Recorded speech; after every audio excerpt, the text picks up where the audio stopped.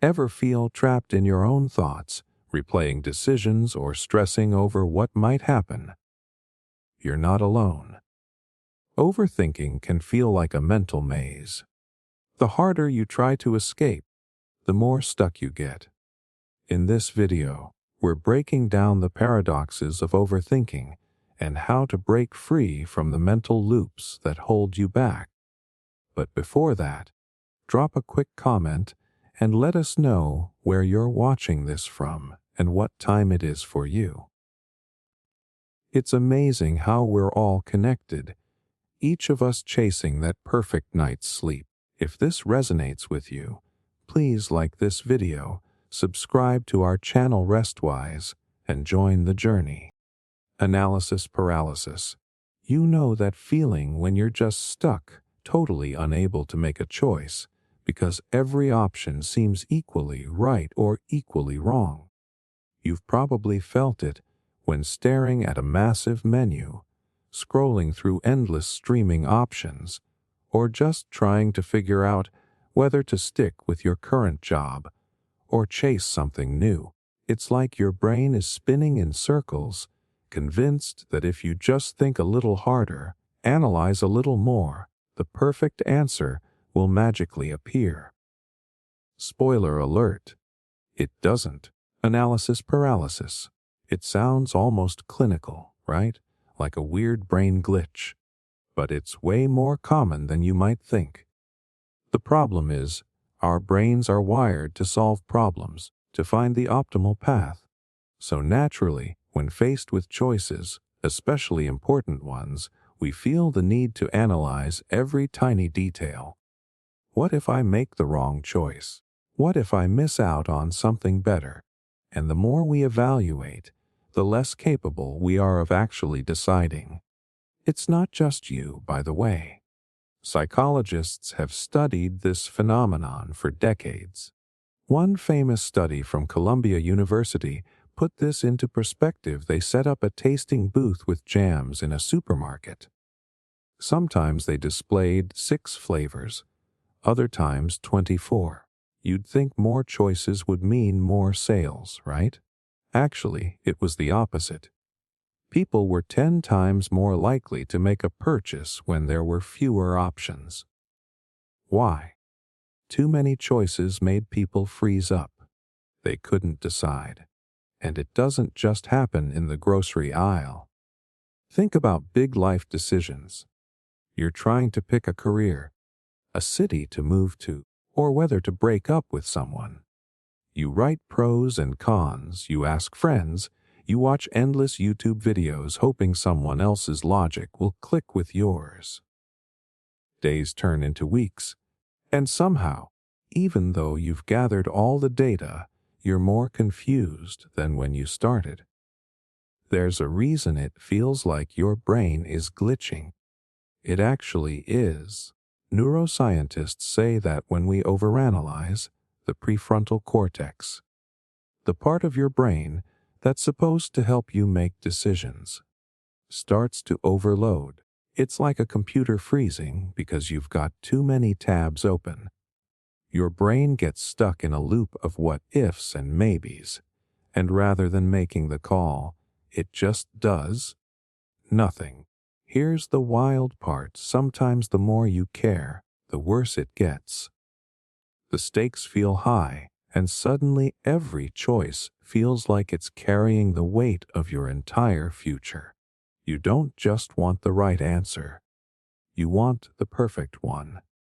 And the harder you look for it, the further it seems. And while you're stuck weighing every angle, life's moving on. Someone else takes that job.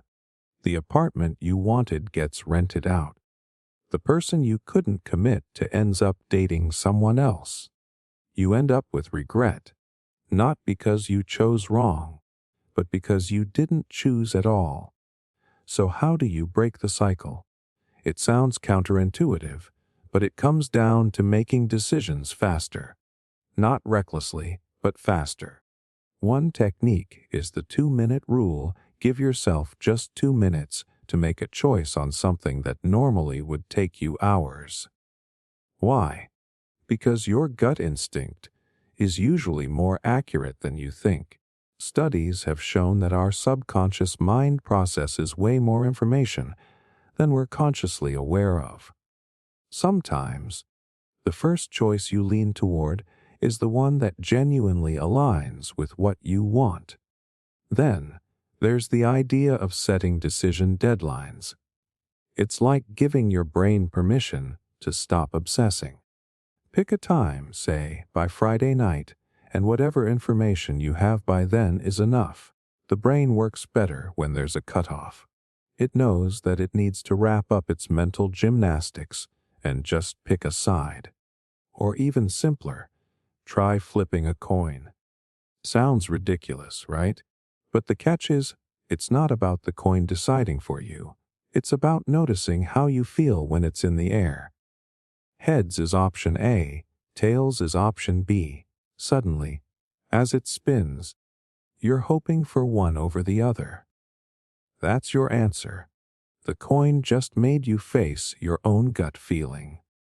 Think about how much time and energy you've lost to overthinking.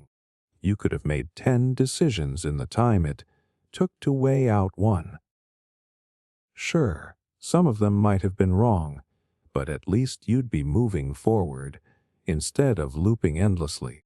The goal isn't to eliminate analysis. It's to stop it from hijacking your life. Imagine if you trained your brain to choose with more confidence. Imagine not second-guessing yourself into oblivion. Instead of living in analysis paralysis, you'd actually start living. And yeah, some decisions will turn out to be mistakes, but at least they'll be your mistakes. And at least you'll be in motion. When you start feeling that creeping dread of too many options, remember, deciding imperfectly is better than not deciding at all. Sometimes good enough really is good enough. And the moment you start accepting that, you'll feel a kind of freedom you didn't even know you were missing. Catastrophizing. Imagine this. You get a text from your boss that just says, "We need to talk." Immediately, your brain kicks into overdrive. You're not thinking, "Oh, maybe it's about that project I wrapped up." Nope. You're already convinced you're getting fired. You start running through your finances in your head, planning out how to break the news to your family, maybe even picturing yourself moving back home.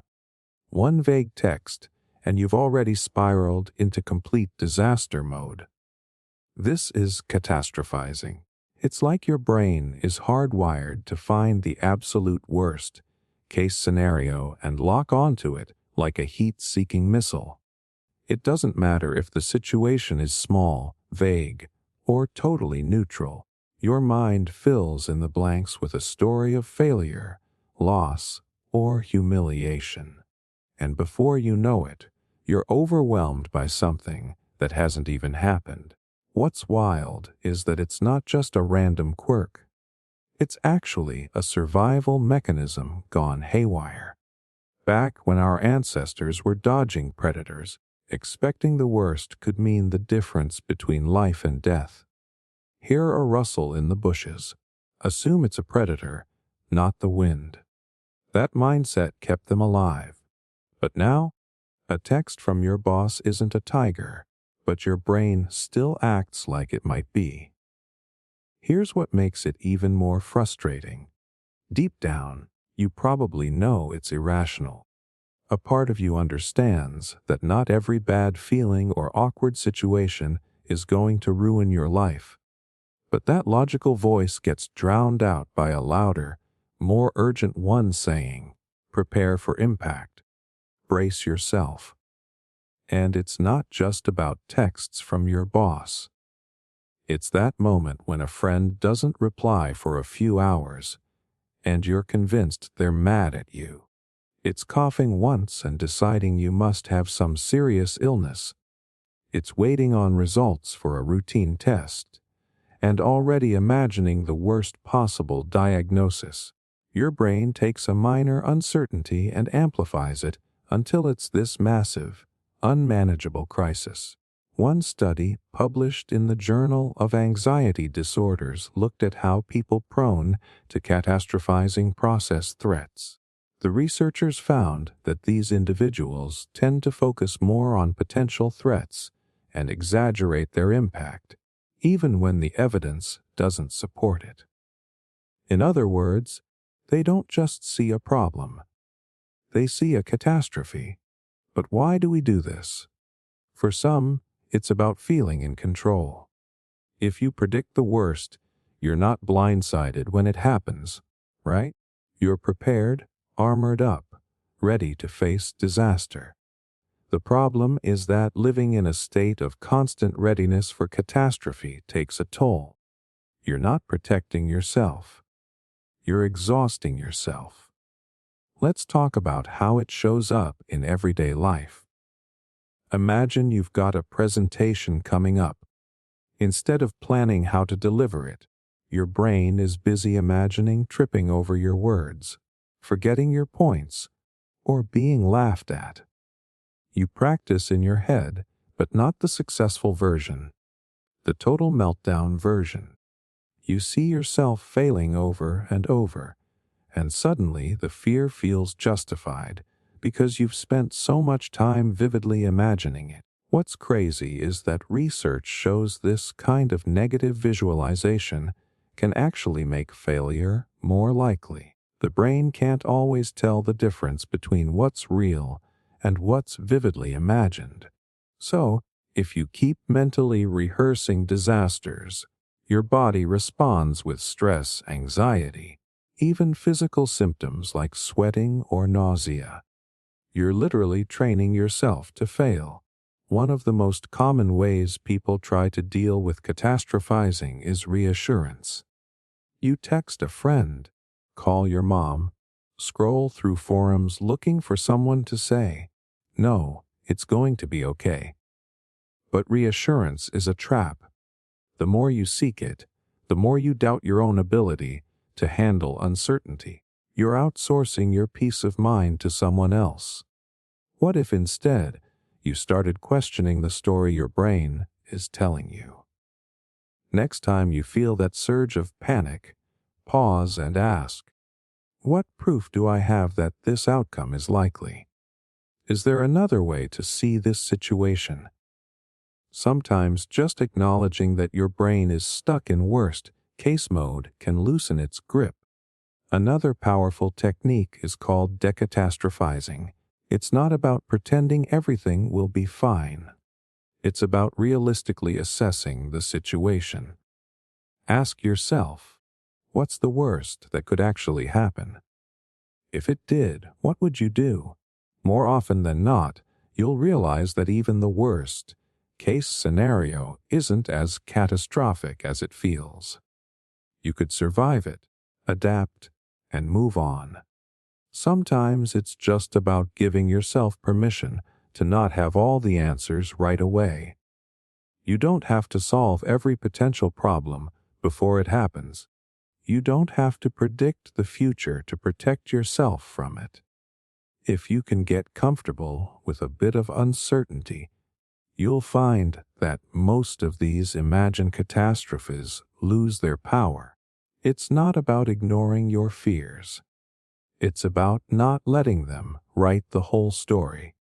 When you challenge that automatic response, you'll start seeing situations for what they really are, not what your brain insists they might become. Imagine the energy you'd save if you didn't automatically jump to the worst conclusion. Imagine facing life with a bit more calm and a lot less panic. You'd probably find that most of the time, things turn out better than your catastrophizing brain ever predicted. Mind reading. Ever found yourself thinking you just know what someone else is thinking about you? Maybe you walk into a room and instantly feel like everyone is judging you. Or you say something in a group chat and convince yourself that people secretly think you sound dumb. You did not hear it from them. They did not say it, but your brain is already running with the idea that they are criticizing you behind your back. This is mind reading. Not the cool kind where you know someone's thoughts, but the kind where your brain takes a guess and decides it is definitely right. You start assuming people's reactions, feelings, or thoughts based on a tiny clue or just your own insecurities. It feels real because your brain sells it like a fact. The worst part is how convincing it feels.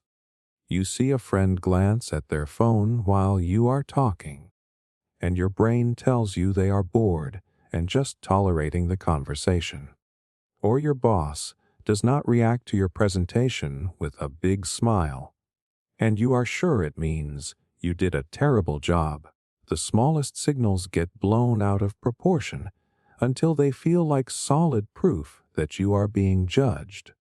What makes mind reading so powerful is that it feels protective. Your brain thinks it is getting ahead of rejection or criticism by predicting it, but it is actually doing the opposite. Instead of giving you helpful insights, it just ramps up your anxiety. You are stuck reacting to imaginary scenarios. There is a psychological reason behind it too. It is linked to something called the spotlight effect. Psychologists found that we tend to overestimate how much people notice and judge what we do. You think everyone sees that tiny coffee stain on your shirt or remembers that awkward thing you said last week, but the reality is, people are too busy thinking about themselves to constantly analyze you. Your brain just convinces you otherwise because it is tuned in to your own experience more than anyone else's. And let us be honest, it mostly comes from insecurity. If you are not sure about yourself, your mind just assumes that others see you the same way. You feel awkward, so your brain tells you everyone else thinks you are awkward too. It is your own self-doubt being projected onto the people around you.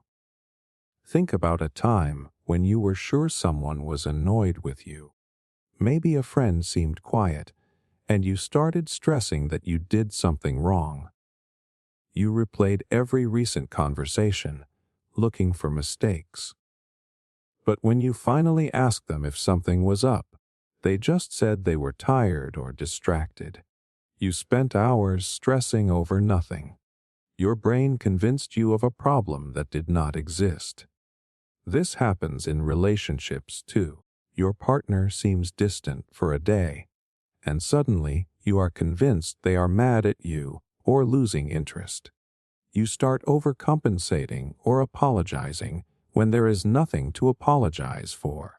Your mind reading actually creates tension where there was none. Studies on cognitive distortions show that mind reading is one of the most common ways our brains mess with us. It is like a false alarm going off because your mind wants to feel prepared for judgment or rejection. But the problem is that these alarms almost always end up being false. One of the best ways to break the cycle is to notice when you are doing it. Just catch yourself in the act. When you think someone is judging you or annoyed, pause and ask yourself, what proof do I really have? Did they actually say it? Did they give clear evidence? Or is it just my brain filling in the gaps? Sometimes just recognizing that you are mind reading can break the pattern. A practical way to deal with it is to check in directly. If you think a friend is upset with you, ask them. It sounds simple, but most of the time, your brain makes it feel harder than it actually is. You are so sure that they will confirm your fears, but usually, they will just tell you it is nothing like what you imagined. Another technique is to flip the situation. Imagine someone else assuming they know what you are thinking based on just a look or a silence. You would probably think they are jumping to conclusions, Realizing how unfair it sounds when reversed can help you see how your own mind reading does not hold up. It is important to understand that you are not actually good at reading minds. No one is. We are all guessing based on our own perspectives and insecurities. Letting go of that illusion does not make you less careful or thoughtful. It just makes you more grounded in reality. When you train your brain to question these automatic assumptions, social situations get a lot easier. You do not spend every conversation second guessing yourself. You do not waste energy trying to predict how people see you. You just focus on being present, reacting naturally, and letting people communicate their own thoughts, rather than making up stories in your head. Imagine how much lighter life would feel if you did not always assume the worst from other people's reactions. If you just let yourself exist without constantly analyzing every detail for hidden judgment. Breaking the habit of mind reading is not about ignoring how others feel. It is about recognizing that you do not have to be the judge and the jury of what they might be thinking.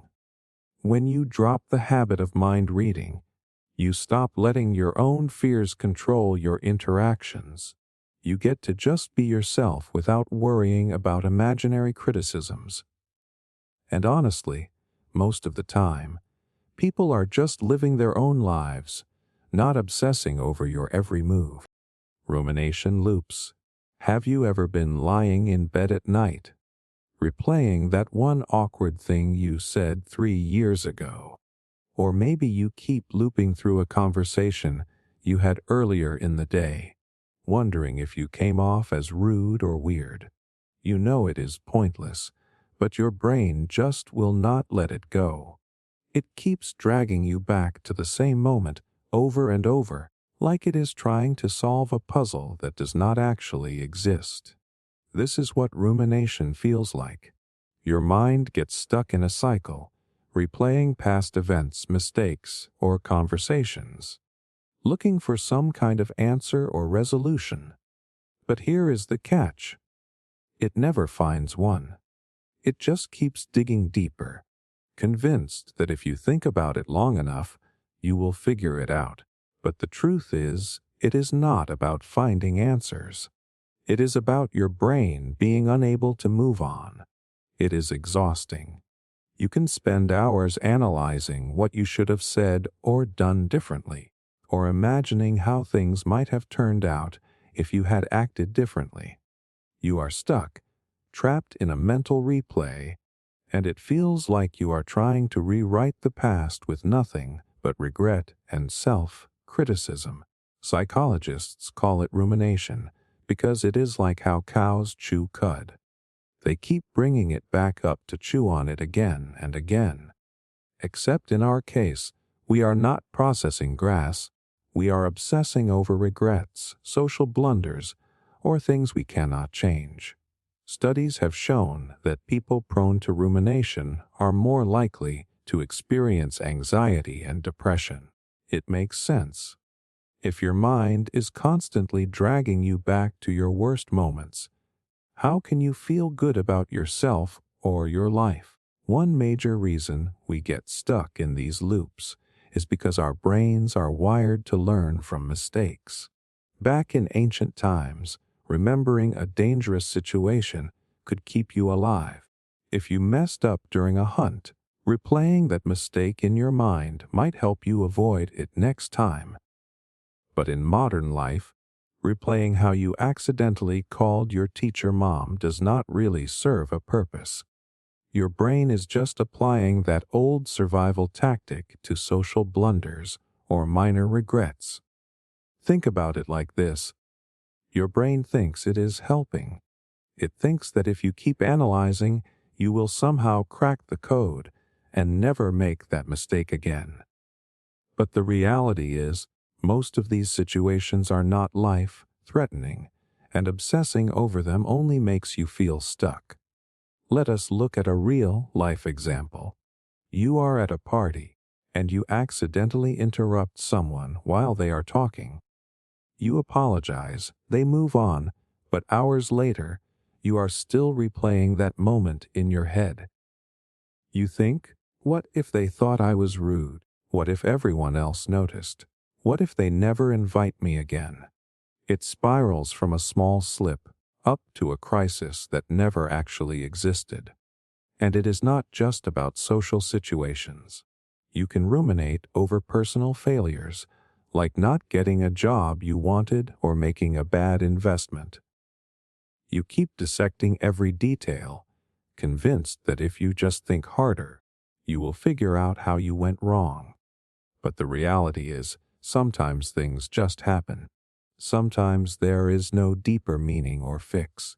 What makes rumination so tricky is that it feels productive at first. Your brain tricks you into thinking that replaying the mistake will help you understand it or avoid it next time. But that is not how it works. In reality, you are just burning mental energy without actually solving anything. It is like rocking in a chair. You feel movement, but you are not going anywhere. Breaking the cycle is not about forcing yourself to stop thinking about it. That usually just makes you think about it more. Instead, it is about redirecting your brain in a way that gives it something better to do. One technique is to shift from passive replay to active problem solving. Ask yourself, is there a lesson to take away from this, or am I just beating myself up? If there is a clear takeaway, make a note of it and move on. If not, acknowledge that the loop is just your mind spinning its wheels. Another technique is called self-distancing. Instead of thinking, why did I mess up? Try framing it like, why did that person feel awkward during that moment? Shifting the perspective can help you see the situation more objectively and less emotionally. Sometimes, though, it is not about solving it at all. It is about distracting your brain with something else entirely. Physical activity can help. Go for a walk, lift weights, or even just stretch. Movement pulls your mind out of the endless loop and forces it to focus on the present. Journaling can also be surprisingly effective.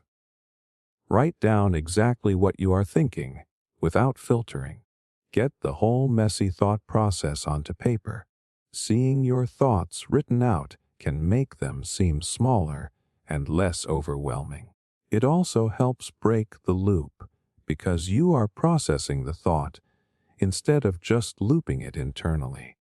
When you find yourself stuck in a rumination loop, remind yourself that thinking more does not equal thinking better.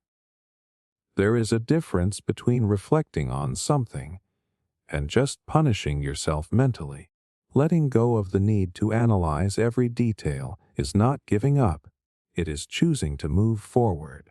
Imagine how much lighter your mind would feel if you did not constantly replay every awkward interaction or every little mistake. You would have so much more mental space for creativity, for new experiences, for just being present. Next time your brain tries to drag you back to some cringy or regretful moment, pause and ask, is this helping me right now? If not, give yourself permission to let it go. You cannot change what happened, but you can choose not to live in that moment anymore. Letting go of rumination is not just about quieting your mind. It is about reclaiming your present. Binary thinking. Ever caught yourself thinking in absolutes? Like saying, I always mess things up, or nothing ever works out for me. Maybe you see someone make one mistake and immediately think they are completely unreliable. You are not seeing the shades of gray. You are stuck in black and white thinking, where everything is either a total success or an utter failure. This is binary thinking, and it is one of the quickest ways to trap yourself in an all or nothing mindset. Your brain starts sorting experiences into two extreme categories, good or bad, right or wrong, winner or loser. It leaves no space for anything in between. The problem is, life almost never works that way. Real situations are messy and nuanced. But when your mind is locked in binary mode, you miss all that complexity. Think about it. You try a new hobby, and on your first attempt, you are not great at it. Instead of seeing it as a learning process, you think, I am terrible at this. Or maybe you send a message to someone, and they do not reply right away.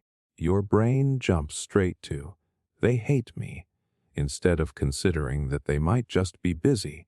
You are constantly splitting things into success and failure, love and hate, good and bad.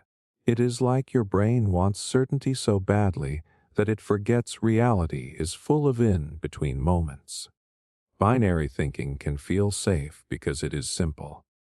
But it is not accurate, and it is definitely not helpful. One reason people fall into this trap is because it feels easier than dealing with uncertainty. If something is all good or all bad, at least you know where you stand. Your brain thinks it is being efficient, but really it is just being lazy. Instead of weighing options or seeing both sides, it picks one extreme and sticks to it. Psychologists call this cognitive distortion dichotomous thinking. It is common in perfectionists and people who struggle with anxiety. When you set the bar at perfection, anything less feels like failure. So instead of seeing a mostly positive outcome with a few flaws, you see a total disaster. This way of thinking is also linked to something called splitting, where people see others as all good or all bad, rather than a mix of traits. Here is a real-world example. You study hard for an exam, but when you get the grade back, it is a B instead of an A. Instead of feeling okay about doing well, you think, I failed. All that effort was pointless. Or maybe you are trying to get in shape, but you miss a couple of workouts. Instead of saying, I slipped up, but I will get back on track, you think, I ruined everything. Might as well quit. Binary thinking traps you because it convinces you that a single mistake or one-off day means the whole effort is worthless. It does not give you credit for progress or effort. It only sees the final outcome as either a win or a loss. This kind of thinking shows up in relationships too. Maybe you have a disagreement with a friend, and suddenly you are thinking, they never support me. One argument wipes out all the positive moments. Or your partner forgets something important, and your brain jumps to, they do not care about me at all. It takes one negative incident and makes it define the entire relationship.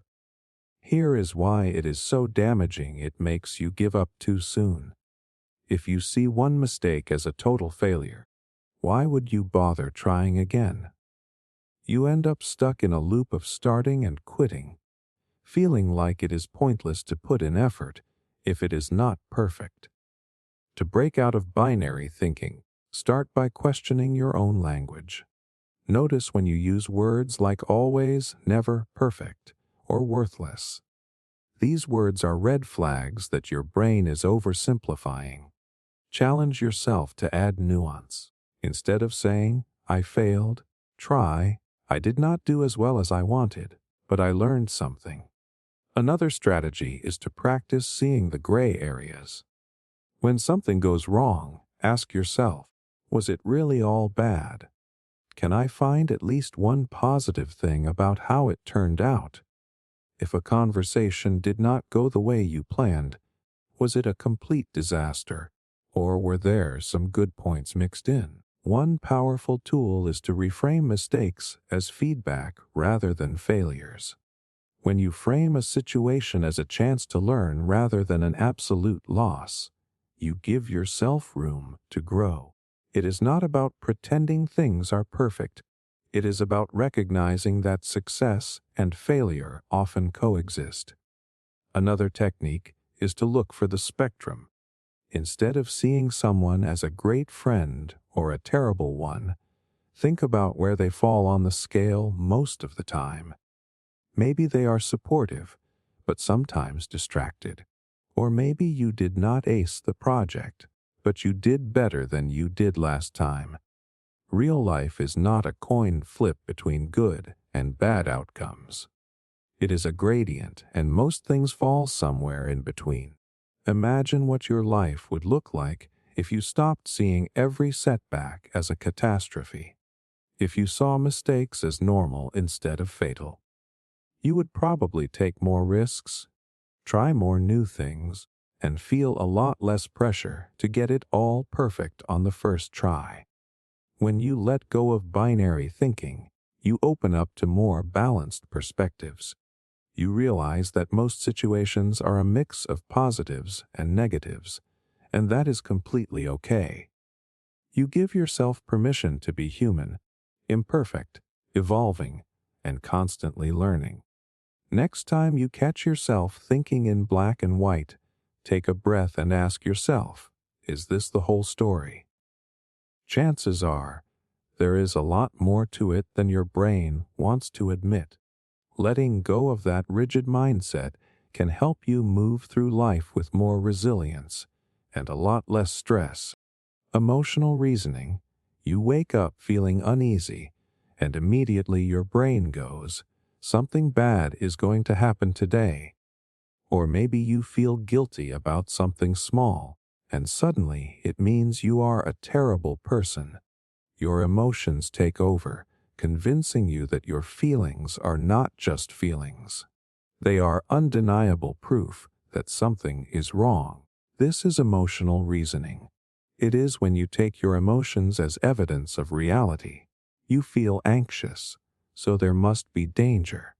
You feel worthless, so you must actually be a failure. Your emotions become facts in your mind, and that completely skews how you see the world. The problem is, emotions are not always accurate indicators of reality. They are influenced by mood, stress, hormones, even how much sleep you got.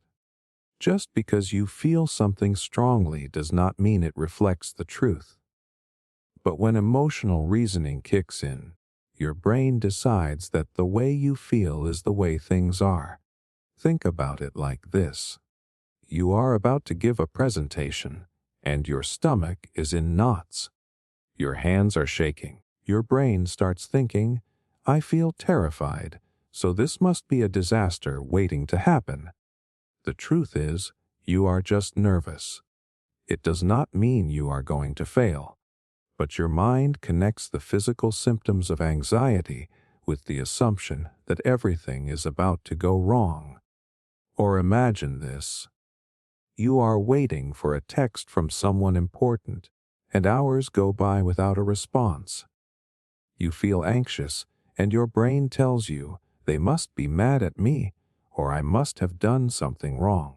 You let that feeling shape your whole interpretation of the situation, even though the reality could be something simple, like their phone dying or them being busy. This happens because your brain is wired to react to strong emotions as signals. It is a survival mechanism.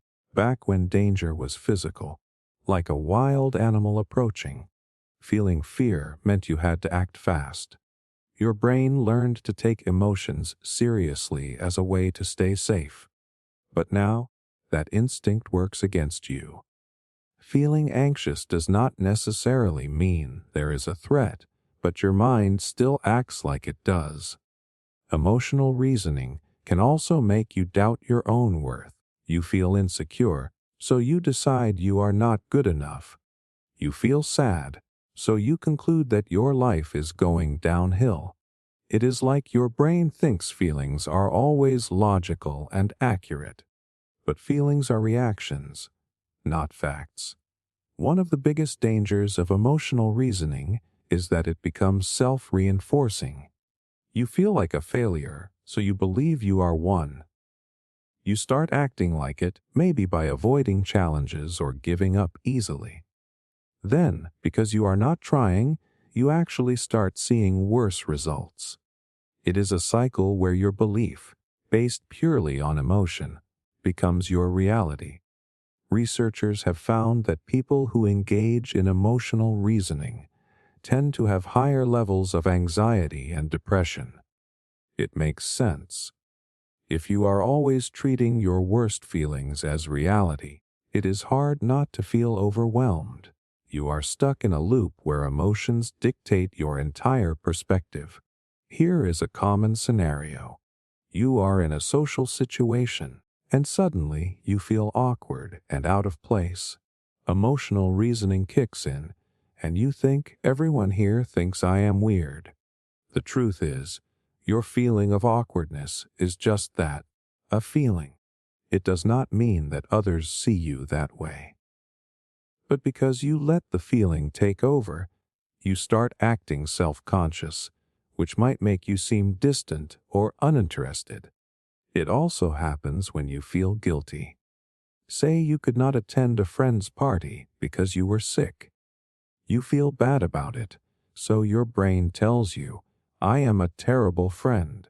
That guilt convinces you that you messed up irreparably, even though your friend probably understands. You might even distance yourself out of shame, which just makes things worse.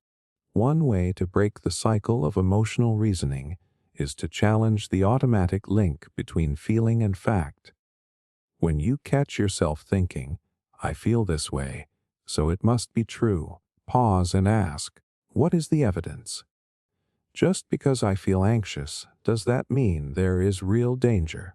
Just because I feel guilty, does that mean I did something wrong?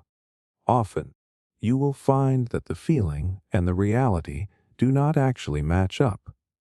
Another technique is to practice labeling your emotions without judgment. Instead of saying, I am a failure, say, I feel like a failure right now. That small shift reminds you that your emotions are temporary states, not fixed truths. You are allowed to feel insecure without deciding that you are an insecure person. It also helps to zoom out and look at the bigger picture. Emotions are often tied to the moment. You feel anxious now, but how did you feel yesterday? How might you feel tomorrow? Realizing that emotions change can help you see them as fleeting rather than permanent facts. If you are having a strong reaction, take a minute to ground yourself. Do something sensory. Run cold water over your hands, focus on a single sound, or take slow, deep breaths. This helps pull your brain out of that emotional spiral and gives you a bit of distance from the feeling. And remember, it is okay to feel intense emotions without assigning them too much meaning. Feeling scared before a big event does not mean you are unprepared. Feeling down on a bad day does not mean your life is a mess.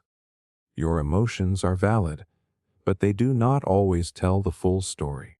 Imagine how freeing it would be to recognize your feelings without letting them dictate your whole perception. You could be nervous without assuming disaster, or feel insecure without deciding you are a failure. Emotional reasoning limits you, while seeing your emotions as just one part of the experience keeps you grounded. Next time you catch yourself turning a feeling into a fact, pause and question it. Is this just an emotion, or is it really the truth? You might be surprised at how often your mind has been jumping to conclusions based on nothing more than a passing feeling. Letting go of that habit does not mean ignoring your emotions. It means giving yourself the space to see things more clearly. Mental filtering. You know those times when you get 10 compliments and 1 criticism, and somehow that one negative comment is all you can think about. It is like your brain just zooms in on the worst part and completely forgets the good stuff that happened. Even if 90% of the situation went great, your mind gets stuck replaying that one thing that went wrong. This is mental filtering. Your brain takes a situation and sifts out everything positive, leaving you stuck with only the negative details. It is like looking at a beautiful landscape through a tiny, dirty window and convincing yourself that the whole scene is ugly. It is not that the good things did not happen. It is just that your brain decided they were not important enough to remember. Why do we do this? It actually makes sense when you think about it. Human brains are wired to notice threats more than positives. Back when danger meant life or death, our brains learned to focus on anything that seemed risky or harmful. But now, that same instinct makes us focus on criticism or mistakes, even when they are completely outnumbered by positive feedback. It is like a survival mechanism that is no longer useful. Your brain thinks it is protecting you by analyzing every possible threat, even if that threat is just someone pointing out a tiny flaw in your work or making a casual comment that you took the wrong way. Picture this. You finish a project at work, and your boss says you did a fantastic job but also points out one small area for improvement. You spend the rest of the day obsessing over that one critique, totally ignoring the praise. It feels like the criticism outweighs everything else, even though logically you know it does not. Or let us say you host a party. Most people seem to have a great time, but one person leaves early. Instead of focusing on the laughter and good conversations, your mind gets stuck on why that one person left. You start thinking, did I do something wrong? Was it boring? Did they not have fun? You are filtering out every positive detail and letting one moment ruin the entire memory. And it does not just happen with events. It happens with self-image too. You look in the mirror and spot one thing you do not like. Maybe your hair is not cooperating or you see a pimple. Instantly, your mind decides you look terrible, completely ignoring everything else that might actually look good that day. This kind of thinking makes you feel like nothing you do is ever good enough. Even when you succeed, your brain finds a way to turn it into a problem. You could score 95% on a test, and instead of celebrating, you fixate on the 5% you missed. It turns accomplishments into sources of stress rather than pride. Researchers call this cognitive distortion negative filtering. It is one of the most common ways people end up feeling anxious or depressed. If your brain constantly filters out positives, you start to believe that your life is mostly negative. You are not seeing reality. You are seeing a distorted, darker version of it. It also affects relationships. You could have a supportive friend who does something minor that annoys you, and suddenly you start thinking they are not a good friend at all. You forget all the times they were there for you and focus solely on the one time they did not meet your expectations. It is like throwing out a whole cake because of one crumb you did not like. The problem with mental filtering is that it makes your emotions feel more intense than they actually need to be. If you focus only on the negatives, of course you are going to feel disappointed, anxious, or insecure. It is like your brain puts a spotlight on one bad moment and leaves everything else in the dark. One of the best ways to break the cycle is to actively look for the positives you might be ignoring. After something happens, take a second to consciously list what went right. Even if it feels forced at first, it helps balance out your thoughts. If you got a critique at work, remind yourself of the parts your boss praised. If someone seemed distant, remember the other people who were engaged and happy to see you. Another strategy is to practice reframing. When your mind starts focusing on a negative detail, challenge it by asking, Is this really the whole story? Did anything good come out of this?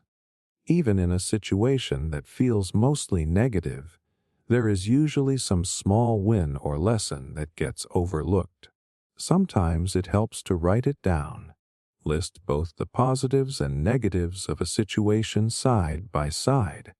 Seeing it on paper makes it harder for your brain to just ignore the good stuff. It is like forcing your mind to acknowledge that the negative part is just one piece of a much bigger picture. Also, try to notice your language. If you find yourself using words like always or never, as in I always mess up, or they never appreciate me, pause and think about whether that is actually true. Are you really failing every time? Or did your brain just decide to filter out the times you succeeded? Imagine what it would be like if you did not let one tiny setback ruin your whole mood. You would be able to celebrate your wins without that nagging thought that it was not good enough. You would remember the compliments without letting one critique dominate your thoughts. It would feel lighter, more balanced, and way less exhausting.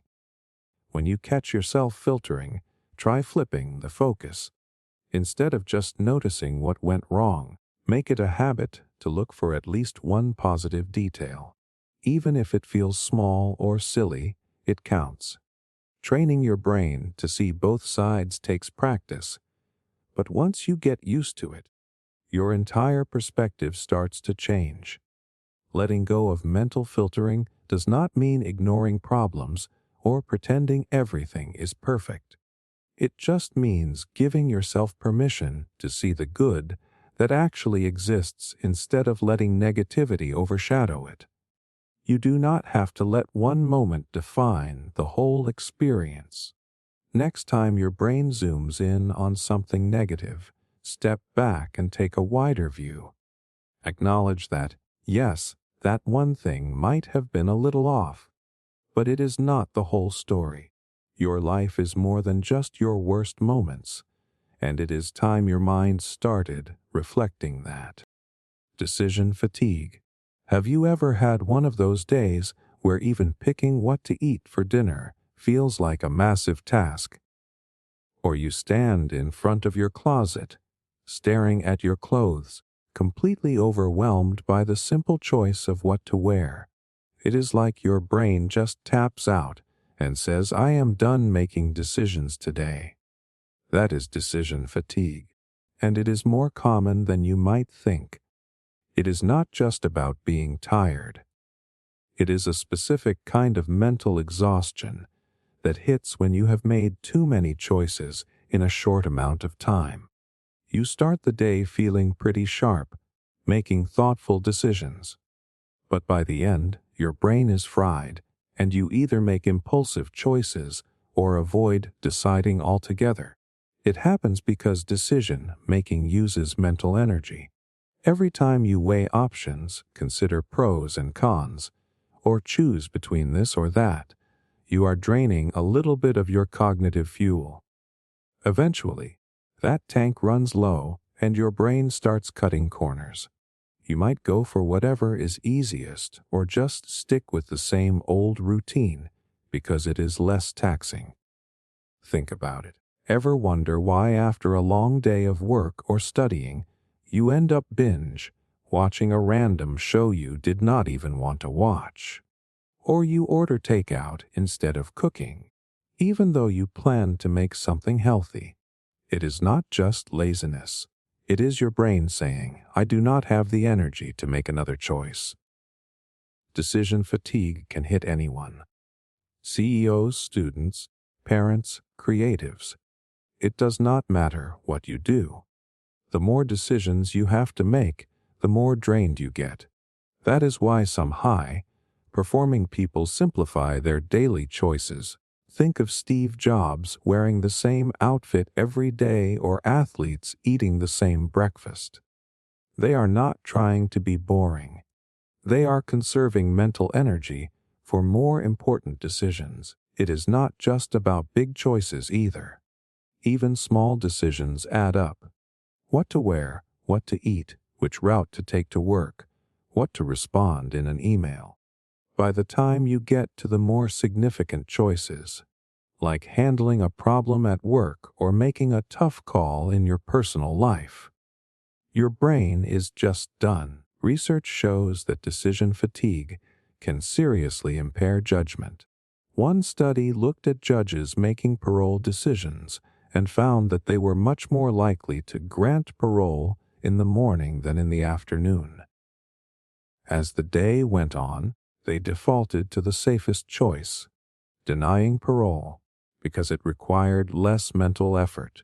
The takeaway: when your brain gets tired, it starts playing it safe or going with whatever is easiest. It also explains why shopping can feel so draining.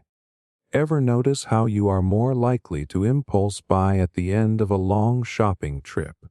Your brain is tired from evaluating products, comparing prices, and deciding whether you really need that extra pair of shoes.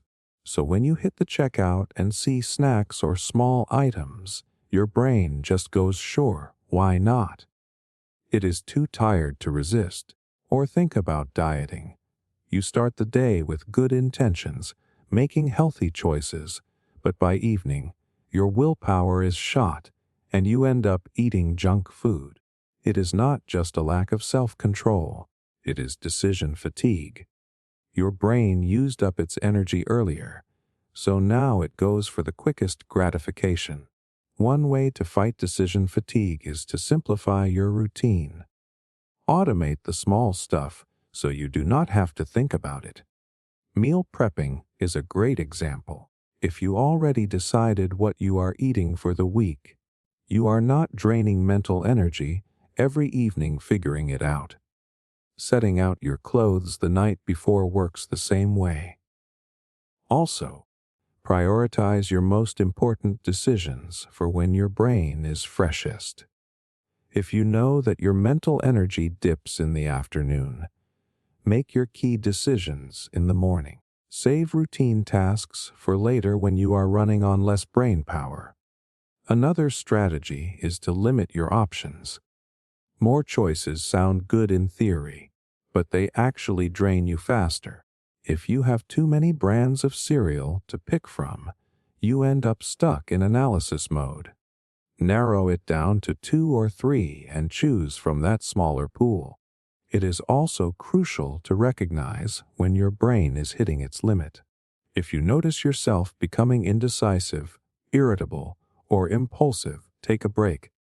Step away from the situation, even for a few minutes.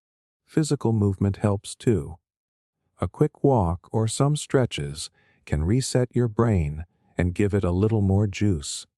Sometimes it helps to delegate decisions when you can. You do not have to choose everything. Let someone else pick the movie or decide where to go for lunch. It takes the load off your brain and gives you space to recharge.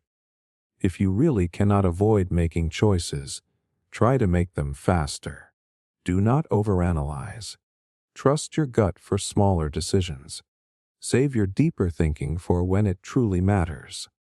Overthinking just wears you out and makes even simple choices feel monumental. Imagine what your day would be like if you did not spend so much time and energy agonizing over little things. You would have more mental space for creative thinking, problem solving, and just enjoying life. Instead of getting stuck in analysis paralysis, you would feel more in control because you would not be mentally worn out by midday. And remember, decision fatigue is not a personal weakness. It is just your brain doing what it does when it is running low on energy. Knowing that gives you the power to plan your day smarter, conserve your mental fuel, and make choices without feeling so overwhelmed. Next time you feel that wave of exhaustion, just from deciding what to eat or what to do next, pause and recognize it for what it is. Decision fatigue. Give your brain a break, simplify the choice, or postpone it if you can. You will feel a lot more capable when your mental energy is back. Future tripping.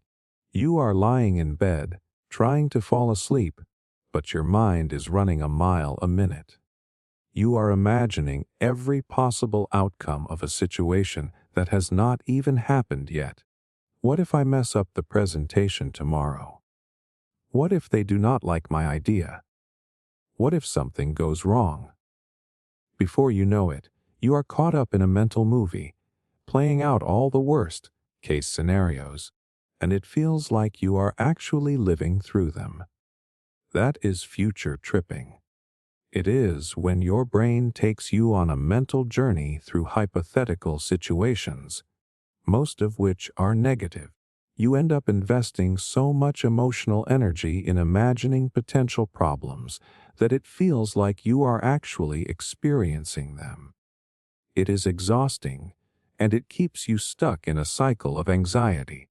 The tricky part is, future tripping feels productive at first. Your brain convinces you that by thinking through every possible scenario, you are preparing yourself. But really, you are just burning energy on things that may never happen. Instead of being prepared, you end up more anxious and less focused on the present. Imagine this. You have a job interview next week. Instead of just preparing your answers and getting some rest, you are already picturing yourself stumbling over words, saying the wrong thing, or completely blanking out.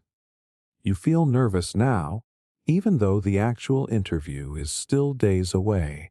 Your brain is reacting as if it is already happening. Or think about relationships.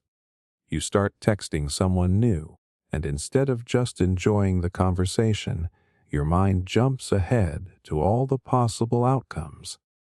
What if they lose interest? What if I say something awkward? You start crafting responses with every possible reaction in mind, playing out imaginary scenarios where things go wrong. It stops being fun and becomes this mental chess game where you are trying to predict every move. Why does our brain do this? It is rooted in something called anticipatory anxiety. Your brain thinks that if it predicts every possible problem, it can prevent things from going wrong. It is a survival instinct.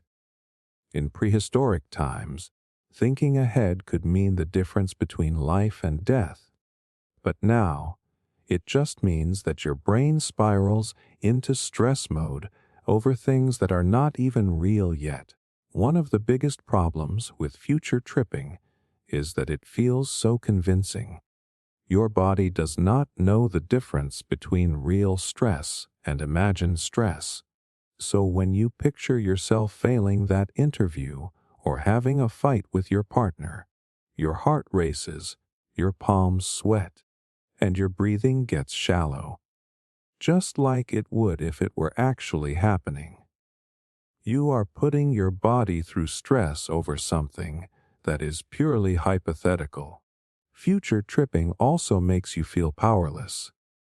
You start thinking about all the ways things could go wrong and forget that you actually have control over how you handle situations when they come. You get so caught up in potential failures that you forget your own ability to adapt and figure things out in the moment.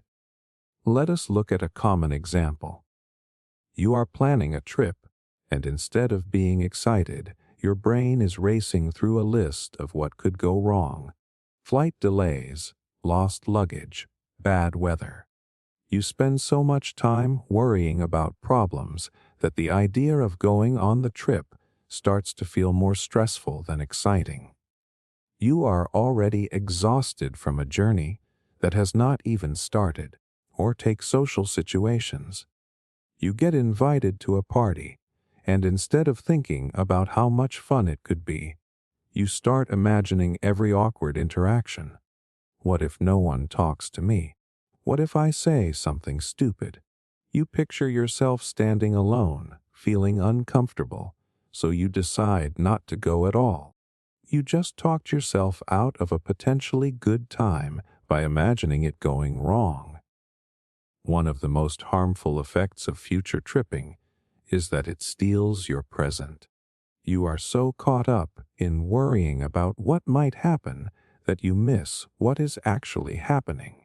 Your mind is so busy running through scenarios that you do not notice the little moments unfolding around you. Breaking the cycle starts with recognizing when it is happening. The moment you notice your thoughts drifting into what-if territory, call it out. Just acknowledging it can break the automatic loop. Tell yourself, I am future tripping right now. This is not reality. It is just my brain trying to predict something it cannot control. Another useful technique is grounding yourself in the present. Try the 5 senses method. Name something you can see, hear, touch, taste, and smell. Bringing your awareness back to the current moment helps interrupt that anxious spiral. It reminds you that right now, in this moment, you are safe. A powerful question to ask yourself is this problem happening right now? If the answer is no, give yourself permission to let it go for now. Save your mental energy for when you actually have to deal with the situation. If you really cannot stop thinking about it, set a time limit. Tell yourself, I will worry about this for 10 minutes, and then I am moving on. It sounds simple, but it helps put a boundary around your worry.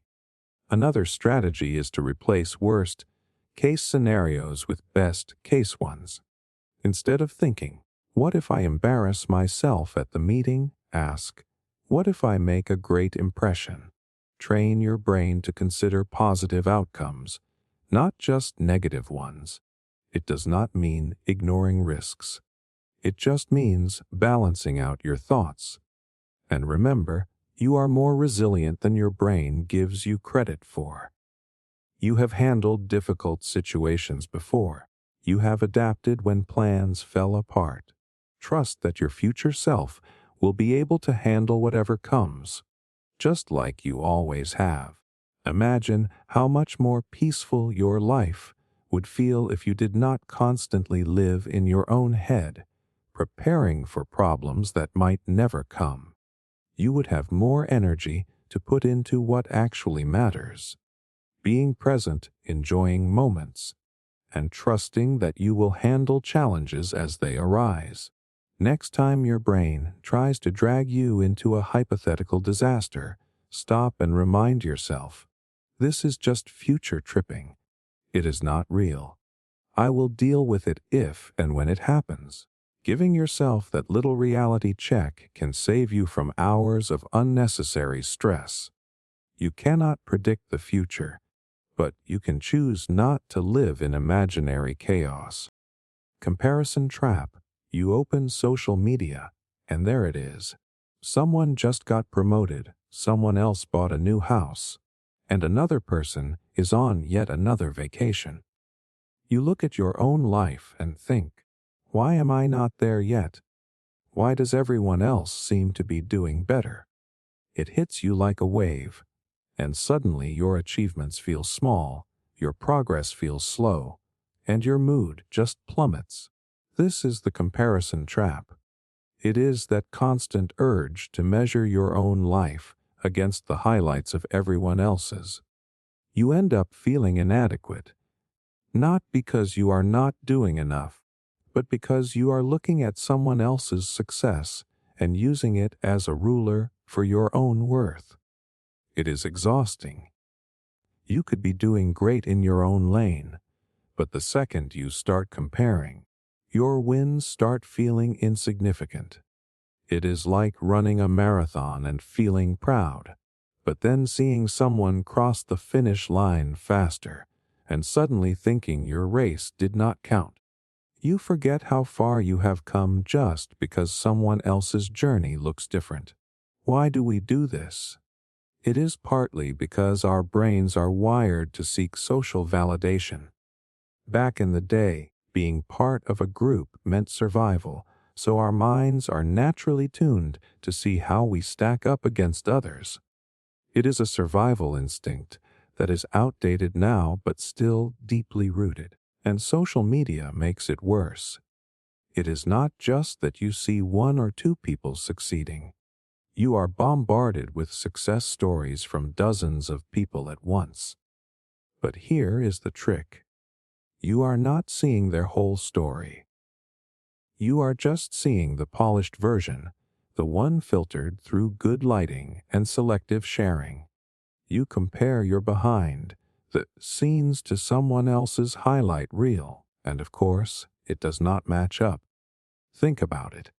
You could be proud of a promotion at work, but then you scroll through your feed and see someone starting their own business. Suddenly your achievement feels small. Or maybe you just started working out again, feeling good about your progress, but then you see someone post their shredded six-pack and immediately think, what is the point? You are using someone else's finish line to judge your own starting point. The worst part is that comparison robs you of joy. You could be genuinely happy about something, but one glimpse of someone else doing something bigger or faster makes you feel like you are not enough.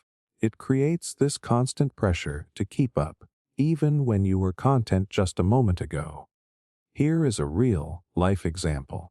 You buy a new car. Nothing fancy, but something reliable and new to you. You are proud, excited to drive it around. Then a friend pulls up in a luxury car, and instantly your excitement fades. It is like your accomplishment just got erased.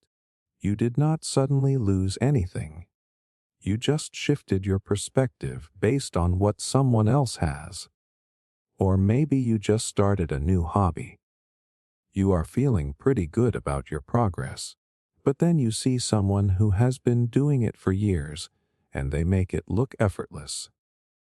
Instead of feeling inspired, you feel discouraged. Your brain forgets that you are a beginner and starts comparing you to someone way ahead on the path. This habit is damaging because it distorts your perception of yourself. You are not actually seeing your life clearly. You are only seeing it through the lens of other people's achievements. It makes you forget that everyone has a different journey, with different struggles, setbacks, and timelines. A powerful way to break out of the comparison trap is to shift your focus from others to yourself. Start tracking your own progress. Keep a journal where you note down small wins, personal improvements, and things you are proud of. That way, when comparison hits, you have concrete reminders of how far you have come. Another strategy is to practice gratitude intentionally. When you feel the urge to compare, pause and list 3 things you appreciate about your own life. It sounds simple, but it works. Gratitude refocuses your mind on what you have instead of what you lack. It trains your brain to look inward rather than outward. Also, remind yourself that people usually showcase their best moments, not their struggles. That influencer showing off a perfect morning routine might have had a breakdown yesterday. Your friend who just got a raise might still be dealing with stress at home. You are seeing snapshots, not the whole story. And if social media is a major trigger, do not be afraid to take breaks or unfollow accounts that make you feel less than. Curate your feed so it inspires you rather than drags you down. You are allowed to protect your mental space. It helps to remember that success is not a finite resource. Someone else thriving does not mean there is less success left for you. Their path is theirs, and yours is yours. You do not have to be on the same timeline to be doing well. And do not forget to celebrate your own wins, no matter how small they seem compared to someone else's. Progress is progress, even if it looks different from what others are doing.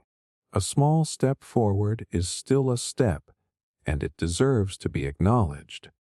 Imagine how much lighter life would feel if you stopped measuring your worth against other people's lives. You would be free to set your own goals and actually enjoy reaching them. You would stop questioning your value just because someone else is in a different place. Next time you catch yourself comparing, stop and ask, am I seeing the whole picture? Or just the shiny parts someone chose to show? Remind yourself that your journey is unique, and that is perfectly okay. You do not need to match someone else's pace to be doing great in your own story. Hindsight Rumination. It is 3 in the morning, and you are wide awake replaying a situation that happened weeks ago. You keep thinking, why did I say that? I should have done this instead. You imagine yourself going back, changing your reaction, fixing the mistake. It does not matter that the moment is long gone. Your mind is stuck in an endless loop of how it should have played out differently. That is hindsight rumination. It is when your brain gets hooked on revisiting past situations, convincing you that if only you had acted differently, things would be better now. You pick apart every detail, trying to rewrite history in your head. And no matter how many times you go over it, you never get to feel at peace. Hindsight rumination often feels like you are solving something, but really, you are just digging deeper into regret and self-blame. Your brain tricks you into thinking that if you just analyze it one more time, you will finally understand what went wrong. But the truth is, you already know what happened. You just cannot change it. It is like watching a movie you have seen 100 times, hoping the ending will somehow change if you just notice something different. Spoiler alert, it never does. You are stuck in a mental time loop, and it is exhausting. Why does this happen? It is partly because your brain hates uncertainty and unresolved feelings. If a situation did not go the way you wanted, your mind wants to dissect it until it makes sense. You think that by understanding every detail, you can somehow fix the way it feels. But what you are really doing is keeping the wound open, never allowing it to heal. Think about it. Maybe you had an argument with a friend, and days later you are still thinking about how you should have handled it differently. Or you missed an opportunity, and your brain will not let you move on because it keeps saying, if only I had acted sooner.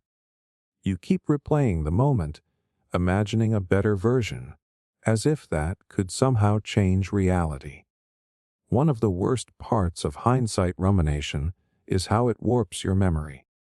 The more you think about what you should have done, the more flawed your recollection becomes. Your brain starts focusing only on your perceived mistake, making it seem way bigger than it actually was. It is like zooming in on a tiny speck on a painting until it looks like a huge stain. And it is not just about what happened. It is about how you interpret it. You look back with knowledge you did not have at the time and blame yourself for not knowing better. You forget that back then, you made the best decision you could with the information you had. It is like being mad at your past self for not seeing a plot twist you only know now. Think of a time when you said something you wish you could take back.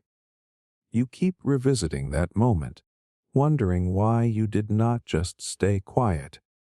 You imagine yourself saying something smarter, more thoughtful, and you hate that you did not think of it in the moment.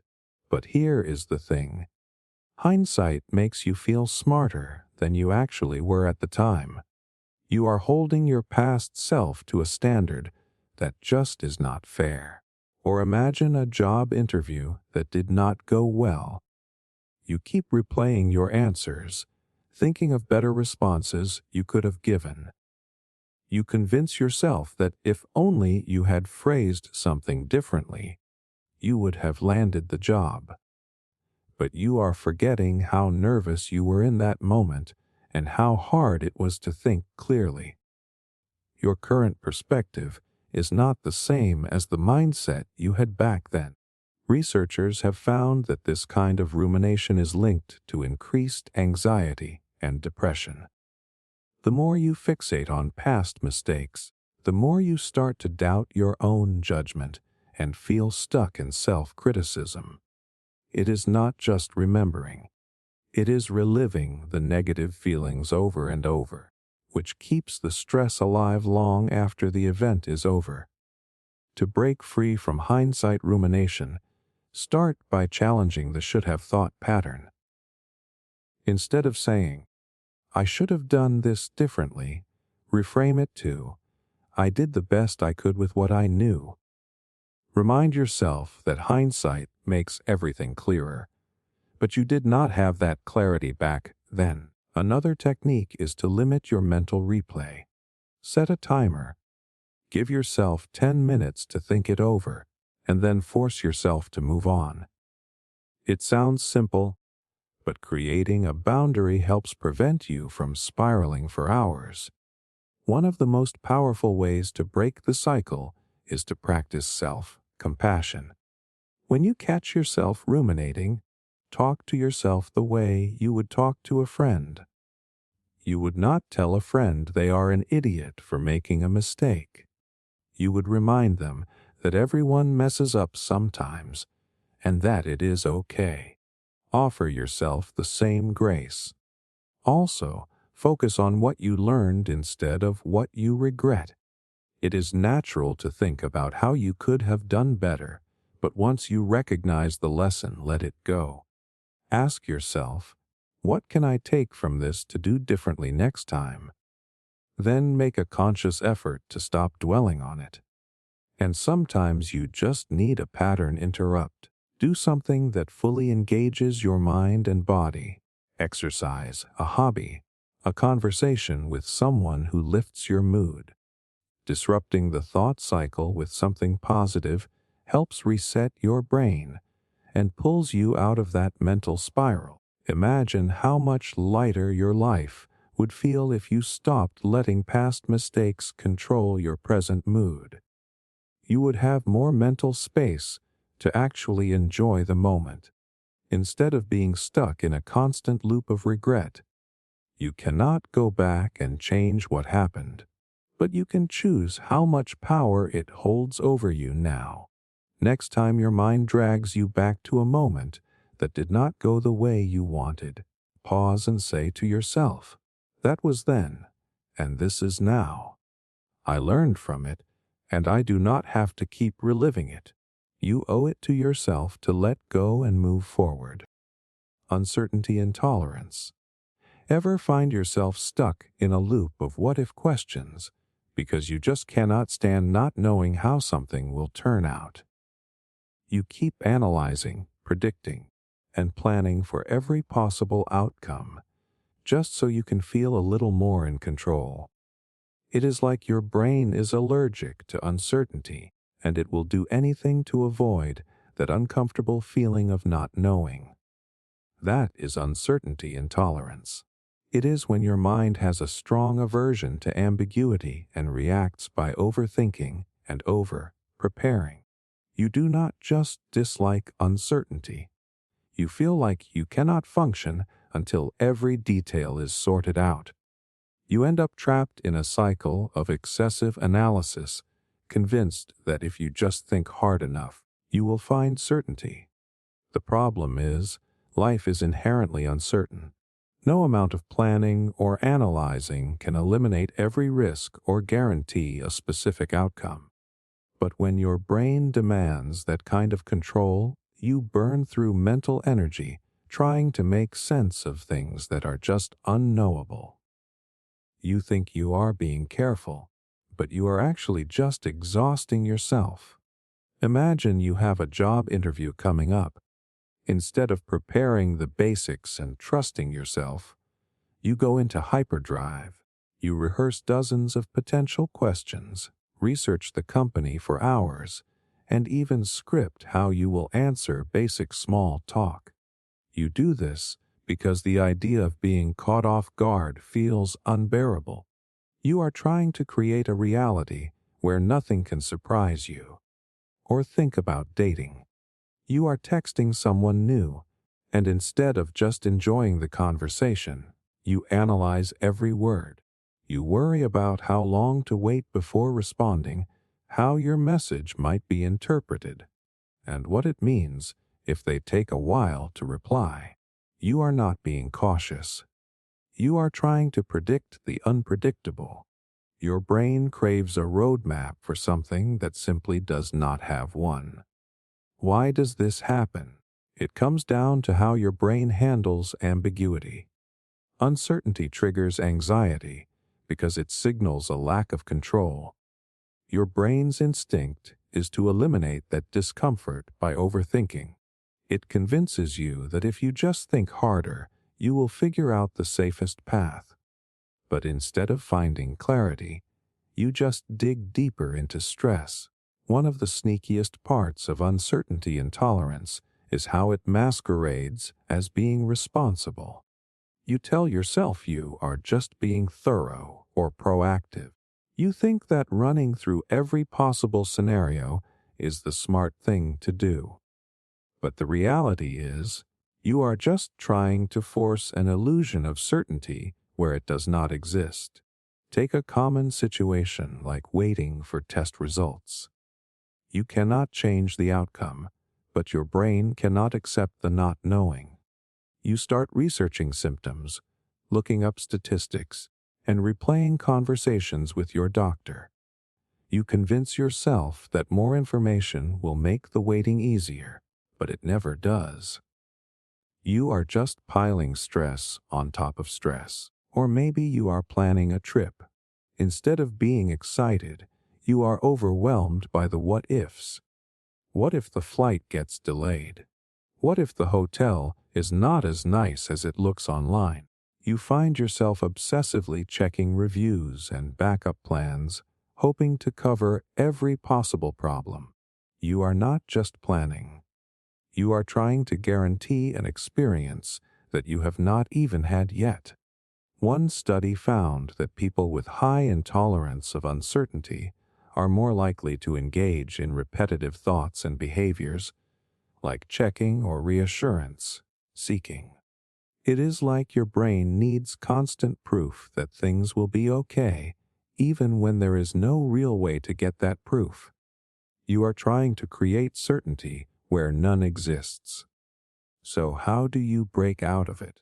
One way is to practice what psychologists call cognitive flexibility.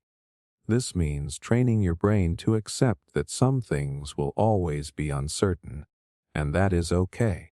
Start by acknowledging that uncertainty is not inherently bad. It is just uncomfortable. The goal is not to eliminate uncertainty, but to learn to coexist with it. One useful technique is labeling your thoughts. When you notice yourself spiraling into what-if scenarios, call it out. Say to yourself, I am feeling uncertain, and that is making me anxious. Just putting a name to it helps your brain separate the emotion from reality. It gives you a moment to pause before diving deeper into the worry. Another strategy is to set a time limit on your analysis. Give yourself, say, 15 minutes to think through a problem, then intentionally move on to something else. If your mind drifts back to it, remind yourself that you already gave it time and that more thinking will not make it any clearer.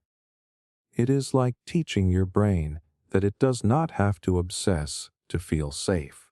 You can also practice small doses of uncertainty on purpose. If you always double check your work, try submitting something without triple checking every detail. If you usually prepare for social interactions, go in with a little less planning. Exposing yourself to manageable uncertainty helps build your tolerance, showing your brain that the world does not fall apart just because something is unknown. Imagine how much lighter your life would feel if you did not have to overthink every decision just to feel secure. You would have more mental energy to focus on things that actually matter, rather than trying to predict every little thing that might go wrong. You would stop living in preparation mode and start actually experiencing life as it unfolds. The reality is, no matter how much you plan or think ahead, life is always going to surprise you. Instead of trying to outthink uncertainty, practice sitting with it. Acknowledge that it makes you uncomfortable, but remind yourself that you are capable of handling unexpected outcomes. You have done it before, and you will do it again. Next time your mind starts spiraling because something feels unpredictable, pause and take a breath. Remind yourself that uncertainty is just a part of life, not a problem to solve. You do not need all the answers right now. Sometimes, just being okay with not knowing is the real skill. Hypervigilance. You are in a quiet room, but your mind is anything but calm. You keep scanning the environment, bracing for something to go wrong. Maybe it is a small noise, an unfamiliar face, or just a weird feeling in your gut. Your brain is on high alert, ready to react at any moment. This is hypervigilance. When your mind stays stuck in a constant state of alertness, always scanning for potential problems or threats, you are not just cautious. You are trapped in survival mode. Even when nothing dangerous is happening, your brain acts like disaster is just around the corner. Hypervigilance can feel like a safety net. Your mind convinces you that staying alert will protect you. But the reality is, it drains your mental and physical energy, leaving you stressed and exhausted. Your brain thinks it is being smart, but really, it is just keeping you stuck in a loop of anxiety. One reason hypervigilance develops is past trauma. If you have experienced something unexpected and negative, your brain learns to stay on guard to avoid that kind of pain again. It becomes hypersensitive, reacting to small triggers as if they are big threats. Your mind tells you that constant vigilance equals safety. But life is unpredictable. Not every sound is a warning, and not every unfamiliar situation is a threat. Hypervigilance tricks you into thinking that staying on edge will prevent bad things from happening. In reality, you are just burning yourself out, mentally and physically. Imagine you are at a social gathering. Instead of enjoying the moment, you are busy analyzing everyone's body language. Are they upset? Is something off? You are not just interacting. You are on high alert, preparing for conflict that may never happen. You are not living in the moment. You are living in defense mode. Or maybe you are walking down a street at night. You hear footsteps behind you, and immediately your heart races. You start planning escape routes, ready for danger. Even if it turns out to be just someone walking home, your brain does not let go of that tension easily. One study found that people who experience hypervigilance often have difficulty concentrating because their minds are too busy scanning for threats. This constant alertness makes it hard to focus on tasks, conversations, or even just relaxing. You feel mentally scattered because part of your brain is always on patrol. The problem with hypervigilance is that it makes you see threats where there are none. Your brain overreacts to harmless situations. A loud noise becomes an emergency. A small disagreement feels like a major conflict. You are not just aware, you are hyper-aware, and it is exhausting. Breaking free from hypervigilance starts with grounding yourself in the present. Try a simple exercise. Focus on 5 things you can see, 4 you can touch, 3 you can hear, 2 you can smell, and 1 you can taste. This helps your brain recognize that right now, in this moment, you are safe. Another way to break the cycle is to challenge your thoughts.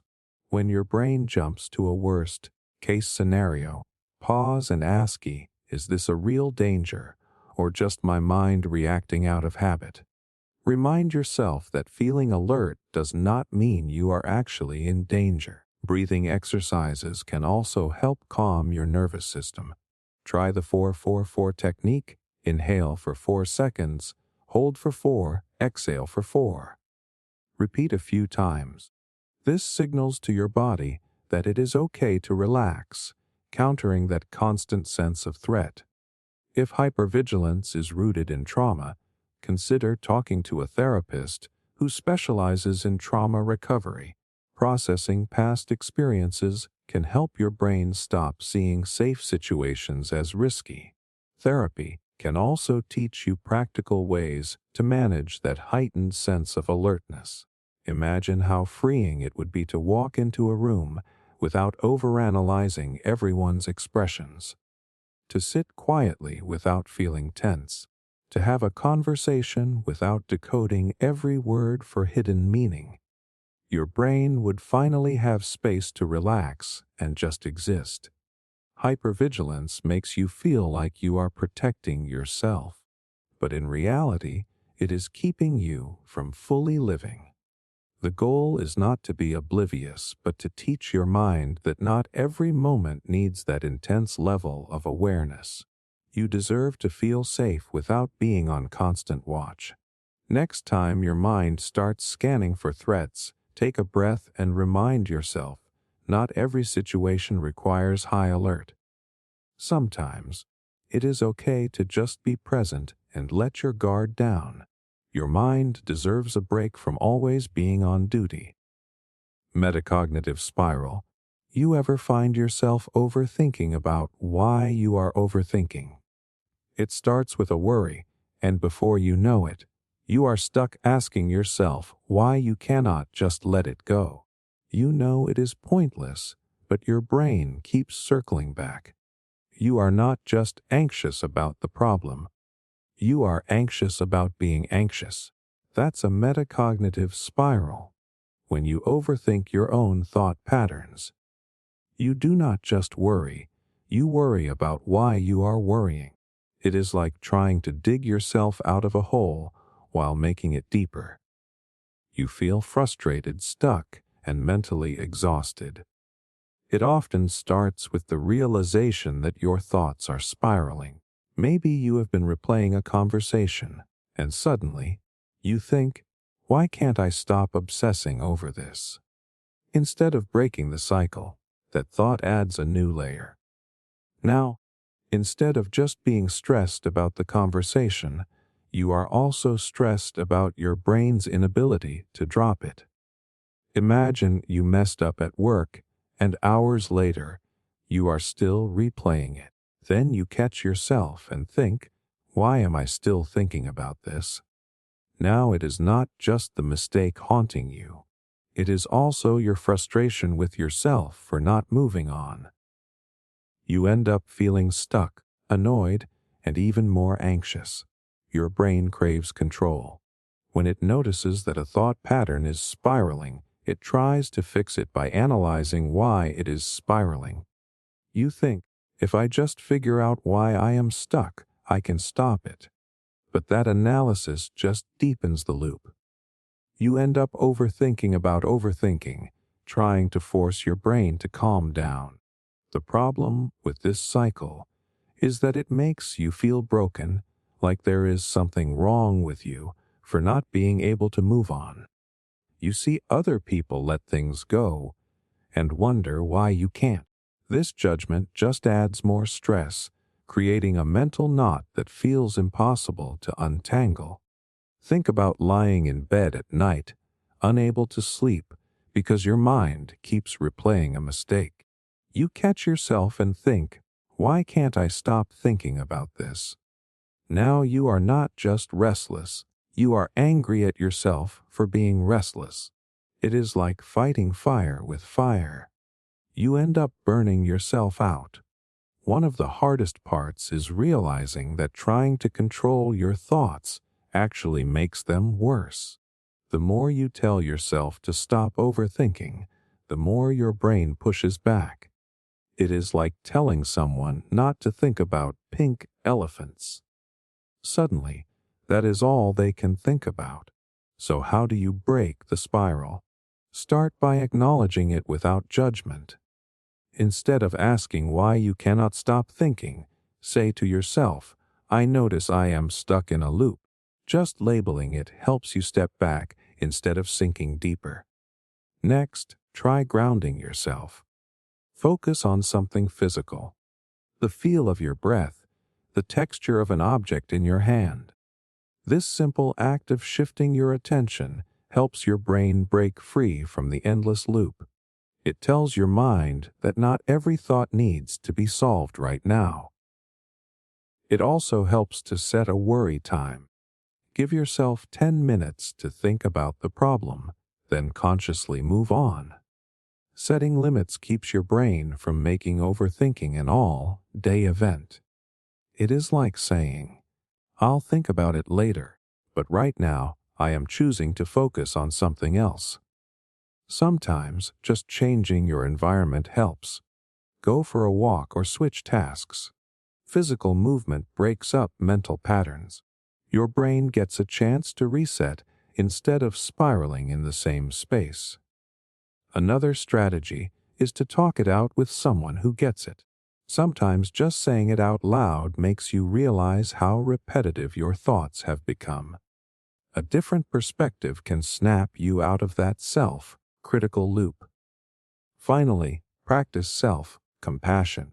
Instead of judging yourself for being stuck, remind yourself that brains do this sometimes. It does not mean you are broken. It just means your mind is trying too hard to solve something that cannot be solved through overthinking. Imagine feeling a worry come up and not immediately falling into the spiral. You acknowledge it, take a breath, and choose to let it be without digging deeper. You would feel lighter, more in control, and less mentally tangled. You would stop feeling like you are battling your own mind. Next time you catch yourself stuck in a metacognitive spiral, pause and take a breath. Acknowledge it without trying to fix it right away. Tell yourself, it is okay that my mind is doing this right now. Sometimes, giving yourself permission to think actually helps the thoughts lose their grip. Meaning extraction overload. Ever catch yourself replaying a casual conversation, trying to decode what someone really meant? Maybe they just said, "See you later." But your brain is convinced it meant something deeper. Like they were annoyed or dismissing you. You end up dissecting every word, every tone, every tiny pause, trying to uncover a hidden message. That's meaning extraction overload. It is when your brain overanalyzes casual interactions, convinced there's a secret implication you missed. You know it is probably nothing, but you just cannot let it go. Your mind feels like it is solving a puzzle that does not even exist. It usually starts with something small. A friend sends a short reply, and suddenly, your brain kicks into detective mode. Was that a brush off? Did I say something wrong earlier? Instead of just accepting it at face value, you dive into analysis, pulling apart the context, the wording, and even your own behavior. This tendency can come from a fear of misunderstanding or upsetting someone. Your brain thinks that if it just digs deep enough, it can catch any subtle hint of trouble. You end up feeling like a mind reader who is never quite sure of the answer. It is exhausting. Imagine running into someone you know, and they seem a little distant. Instantly, your mind starts running scenarios. Did I do something to upset them? Are they mad about that thing I said last week? You replay the interaction, trying to pinpoint what went wrong. Instead of just moving on, You are stuck trying to decode what might not even be a problem. Or think about getting a vague text like K. Instead of thinking they might just be busy, your brain spirals. Are they annoyed? Did I say something wrong? You start scrolling through old messages, searching for a mistake that probably does not exist. The problem with meaning extraction overload is that it makes simple interactions feel heavy. You put so much mental energy into interpreting every detail that you forget to just experience the moment. You are not just having conversations. You are analyzing them like a detective looking for clues. One reason this happens is that your brain is wired to avoid conflict or rejection. It wants to catch any sign of trouble before it becomes a real problem.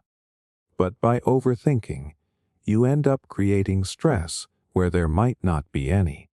You treat every neutral or vague response as a potential threat. It also happens when you feel uncertain about how someone perceives you. Maybe you are not entirely confident in the relationship, so your brain keeps searching for signs that they might secretly be upset. You are not just hearing their words. You are trying to guess what they are not saying. This cycle makes you guess yourself constantly. You feel unsure not just about what they meant, but about whether your own reaction was appropriate. You end up overthinking your response to their response, adding more layers to an already tangled thought process. One way to break the cycle is to challenge your assumptions. Ask yourself, is there solid evidence that they are upset, or am I just guessing? Most of the time, your brain fills in gaps with worst-case scenarios rather than facts. Recognizing this pattern helps you step back from unnecessary analysis. Try labeling your thoughts as just that, thoughts, not facts. Instead of thinking, they are mad at me, say, I am having the thought that they might be mad at me. This small shift creates distance between you and the assumption, making it easier to see it for what it really is. Another technique is to practice acceptance. Tell yourself, it is okay if I do not know for sure what they meant. Allowing a bit of uncertainty can be uncomfortable at first, but it is way better than burning mental energy on endless speculation. If you are really unsure, it is better to just ask. A simple, hey, everything good, can clear up confusion way faster than hours of overthinking. Most of the time, you will find that the issue was only in your head, and they did not think twice about it. Also, pay attention to patterns. If you find yourself constantly doing this with the same person or in similar situations, it might be worth reflecting on why that is. Are you worried about their approval? Are you insecure about the relationship? Knowing why your brain jumps to overanalysis can help you address the root cause. Imagine being able to just accept someone's words as they are, without dissecting every sentence. You would feel lighter, more present, and less mentally drained. Conversations would be just that. Conversations, not puzzles to be solved. Next time you feel yourself spiraling into meaning extraction overload, pause and take a breath. Remind yourself that not everything needs to be decoded. Sometimes, see you later, just means exactly that. Your brain might be looking for danger, but it is okay to let it be wrong sometimes. Spotlight effect. Ever walk into a room and feel like everyone's eyes are on you? You trip over a word while speaking, and suddenly it feels like that's all anyone will remember about you. Or maybe you show up with a small stain on your shirt and convince yourself that everyone's quietly judging you. That's the spotlight effect. The belief that people notice and care about your actions and appearance way more than they actually do. Your brain makes you the main character in every situation, assuming everyone is paying close attention to your every move. It's like walking around with a giant spotlight on you. But here's the truth. Most people are too busy thinking about themselves to focus on you. The stain you are stressing over. They probably didn't even see it. That awkward comment you made.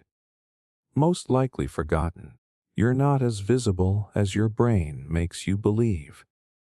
The spotlight effect happens because we are naturally self-focused. Our thoughts and feelings are always right there, so we assume they're just as obvious to others. It's a kind of cognitive distortion that makes us exaggerate how much others notice us. Imagine you are giving a presentation and stumble over a few words. Your brain instantly thinks, "Great, now everyone thinks I'm clueless." You replay the mistake, convinced it's the only thing people will remember. But the reality, most people didn't even notice. They're focused on the overall message, not that tiny blip. Or think about walking into a party feeling self-conscious about your outfit. You're convinced everyone's sizing you up, noticing every detail. But really, they're probably more focused on their own appearance and how they're coming across. Your worry about being judged is way out of proportion to what's actually happening. The spotlight effect doesn't just make you feel embarrassed. It also stops you from being authentic. You might hold back from speaking up or trying something new because you're worried about looking silly. Your fear of judgment keeps you stuck in a loop of self-censorship. One classic study by psychologists Thomas Jelovich and Kenneth Savitsky involved asking students to wear a bright, embarrassing T-shirt and enter a room of strangers. Afterward, the students overestimated by almost double how many people noticed the shirt. The reality, hardly anyone remembered it. That's how distorted our perception can be when it comes to how much attention we think we're getting. This happens because we use our own perspective as a starting point and fail to account for how little other people are actually thinking about us. We forget that they're just as wrapped up in their own lives as we are. So how do you deal with the spotlight effect? One powerful way is to consciously shift your focus outward. Next time you feel like everyone's watching, try to notice what others are doing. Pay attention to their conversations, their reactions, or their own quirks. You'll quickly realize that most people aren't paying you nearly as much attention as you thought. Another strategy is to put your worries in perspective. Ask yourself, will this matter in a week, a month? Chances are, even if someone did notice your little slip-up, they've already moved on. Realizing how temporary most impressions are helps you break the cycle of overthinking. Also, try reminding yourself that people are generally more forgiving than you think. Most aren't keeping a mental record of your every flaw. And honestly, people are too busy thinking about their own perceived mistakes to focus on yours. If the fear of being noticed keeps holding you back, practice small steps toward being more open. Intentionally wear something a bit different, or speak up in a situation where you'd usually stay quiet. Notice how often your worst fears don't come true. The more you test it, the more you see that your brain exaggerates how much others actually care. It also helps to develop a little self-compassion. Instead of thinking, "I looked so stupid back there," try saying, "It's okay if I made a small mistake. Everyone does." Being kind to yourself makes it easier to move on instead of getting stuck replaying the moment. Imagine how freeing it would be to walk into a room without feeling like you're under a microscope. To make a small mistake and just laugh it off. You'd be able to live more authentically, taking chances without worrying so much about how they're perceived. Next time your brain convinces you that everyone's focused on your every move, take a breath and remind yourself, people are way too busy living their own lives to scrutinize yours. The spotlight effect is just that, an illusion that makes you feel more watched than you actually are. Cognitive fusion. Have you ever had a thought so intense that it felt like it defined you?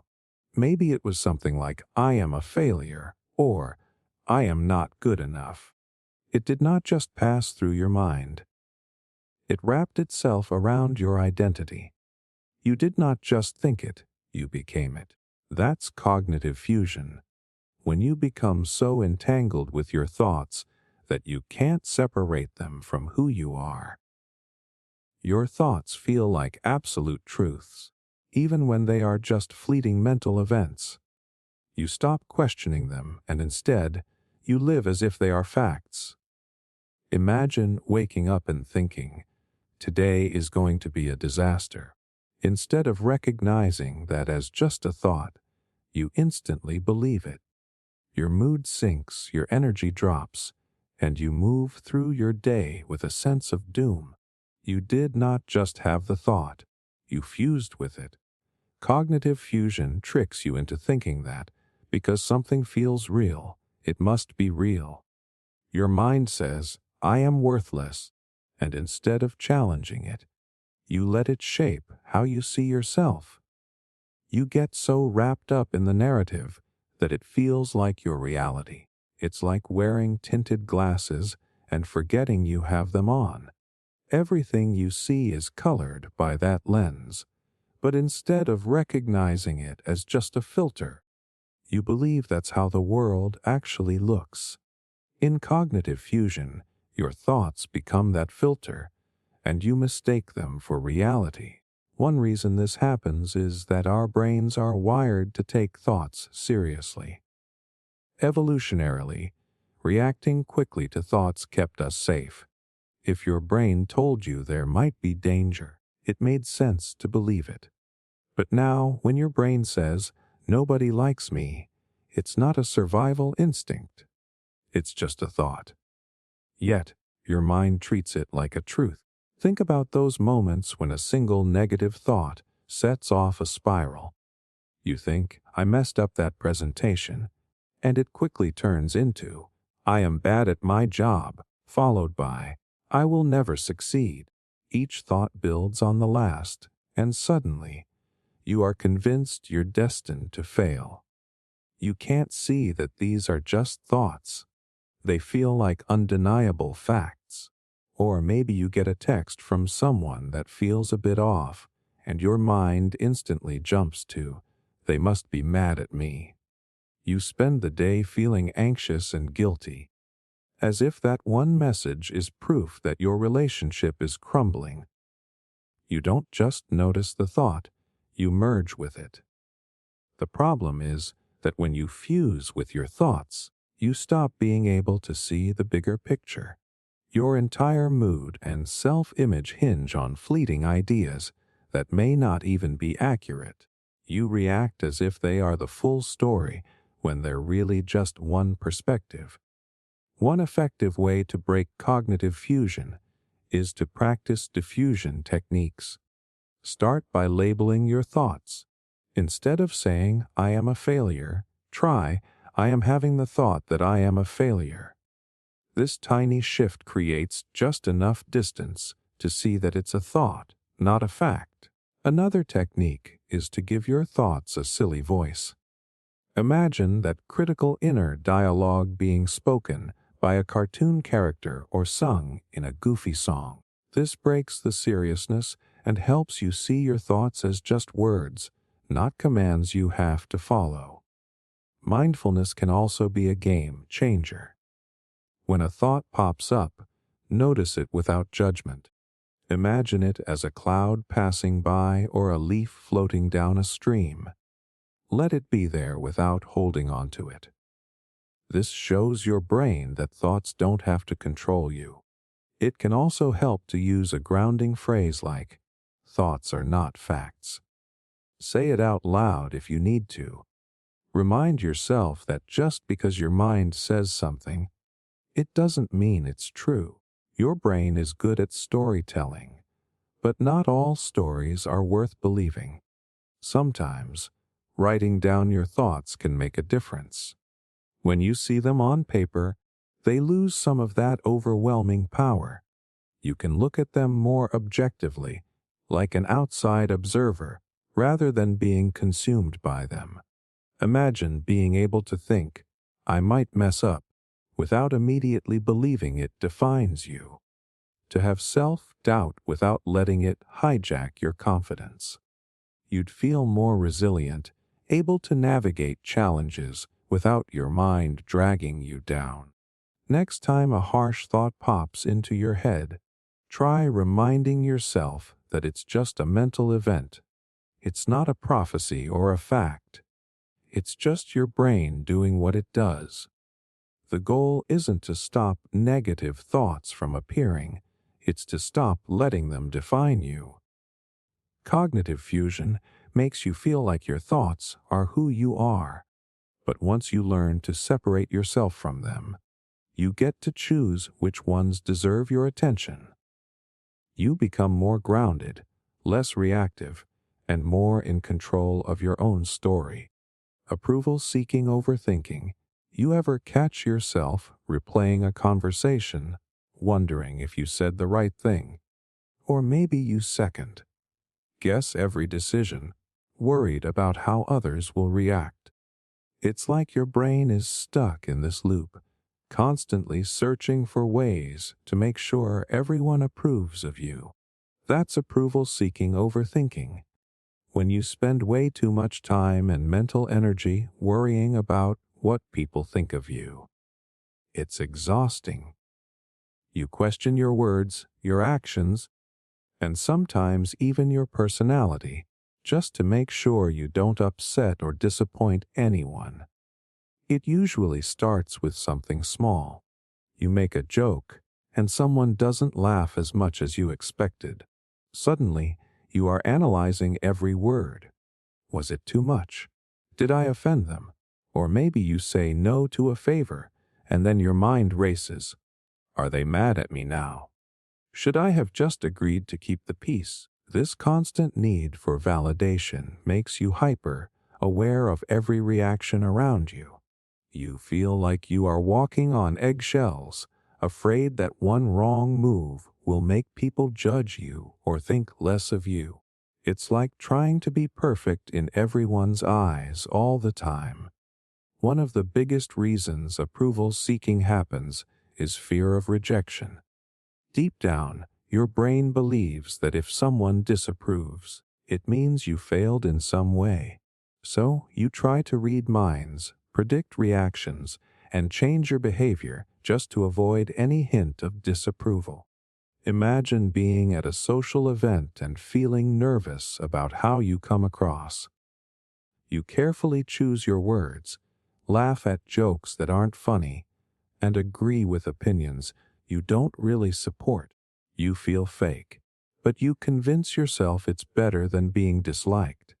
Or think about sending a text and not getting a response right away. You start overthinking. Did I say something wrong? Are they upset? You even consider sending another message to smooth things over, just in case. It's like you can't rest until you know they still like you. The problem is, when you constantly chase approval, you lose touch with your own needs and opinions. You end up sacrificing your authenticity just to keep others happy. And the worst part, even when you get that validation, it doesn't last. You just move on to worrying about the next interaction. Psychologists call this external validation dependency. Your self-worth becomes tied to what others think, so you're always looking for reassurance. You don't trust your own judgment because you're too focused on meeting other people's expectations. One way to break this cycle is to ask yourself, whose approval really matters? Most of the time, you are stressing over the opinions of people who barely know you or whose judgment doesn't actually affect your life. Realizing this can help you put things in perspective. Another powerful technique is to practice self-approval. Instead of asking, "Do they like me?" try asking, "Do I like how I handled that?" Shifting the focus back to yourself helps you build inner confidence instead of always looking outward for validation. Try giving yourself small challenges where you intentionally don't seek approval. Share an honest opinion, even if it's unpopular, or let a text sit without following up for reassurance. The goal is to prove to yourself that it's okay to not be liked by everyone all the time. It also helps to recognize when you are mind reading. If you catch yourself assuming someone's thoughts, pause and remind yourself that you don't actually know what's going on in their head. Just because someone didn't smile doesn't mean they're upset with you. Another helpful mindset is to realize that disapproval is not a disaster. Sometimes people will disagree with you, and that's okay. You are allowed to have your own opinions and make your own choices without constantly trying to manage how others feel about it. Imagine what it would be like to just be yourself without worrying about how people perceive you. To speak your mind without that constant fear of judgment. You'd feel lighter, more genuine, and a whole lot more comfortable in your own skin. The truth is, you are never going to please everyone, and that's perfectly fine. When you stop overthinking how others see you, you gain the freedom to be yourself. You might even notice that people respect you more when you are authentic rather than when you are trying to fit into everyone's expectations. Next time you catch yourself spiraling into approval seeking, take a deep breath and ask, "Am I doing this because it's true to me, or because I want someone else's validation?" Reminding yourself that you don't need everyone's approval to be okay is a huge step toward breaking the cycle. Self-fulfilling anxiety. Ever worry so much about something going wrong that you end up making it happen? You're terrified of messing up a presentation, so you overthink every detail, rehearse till you are mentally drained, and then freeze up when it's go time. Or maybe you are so worried about being awkward at a social event that you end up being exactly that. Stiff, uneasy, and stuck in your head. That's self-fulfilling anxiety, when your fear of a negative outcome becomes the very thing that causes it. Your brain gets so caught up in avoiding failure that it inadvertently brings it to life. It's like predicting rain on a sunny day, and then dragging a storm cloud with you everywhere you go. It usually starts with a simple worry. What if I fail this test? Instead of using that thought to motivate you to study effectively, you panic, cram, and barely sleep. You are so mentally overloaded that when the test arrives, you can't think straight. The fear of failing makes you perform worse. Your brain does this because it tries to protect you from perceived danger. If failing or being judged feels threatening, your mind kicks into overdrive, trying to find ways to control the outcome. But instead of preparing calmly, it creates a pressure cooker where your anxiety becomes a self-sabotaging force. Think about going to a party where you are scared of feeling left out. You rehearse conversations in your head, think about how to come across as interesting, and then end up so tense that you barely talk to anyone. Your fear of being awkward actually makes you withdraw, which makes you feel more isolated. Exactly what you were trying to avoid. Or take job interviews. You are so nervous about saying the wrong thing that you prepare scripted answers, but in the moment, your mind blanks. You stutter, lose track, and come off less confident. Your anxiety about not impressing them ends up making you look unsure and scattered. One classic study on self-fulfilling anxiety looked at students who worried excessively about failing. Their fear led to over-preparation, sleep deprivation, and eventually worse grades. Their anxiety about not doing well made them perform below their potential. The cycle usually works like this. You predict a negative outcome. Your anxiety pushes you to overthink or overcompensate, and your reaction becomes the very thing that causes the problem. It's not the situation itself. It's how you mentally build it up that leads to failure.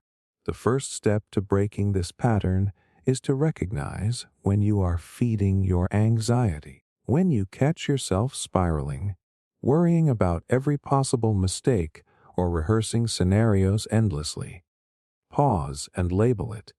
Tell yourself, this is my anxiety trying to take control. Just identifying it helps create some distance. Next, focus on managing the physical symptoms of anxiety before tackling the situation. Practice deep, slow breathing or grounding techniques to calm your nervous system. If your body feels more relaxed, your brain will follow.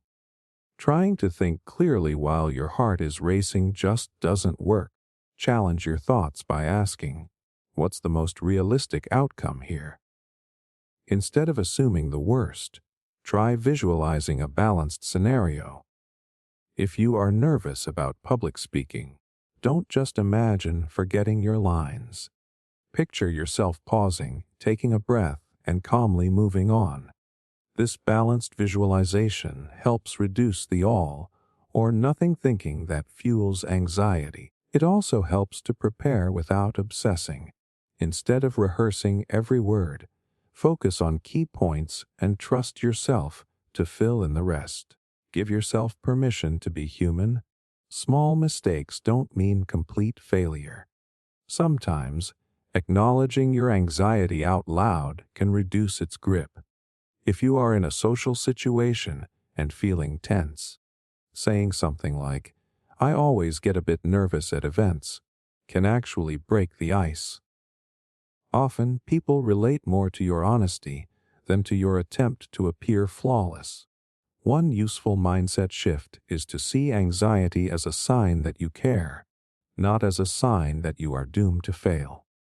It means the outcome matters to you, and that's not a bad thing. Instead of fighting the anxiety, work with it by preparing thoughtfully and then letting go of perfection.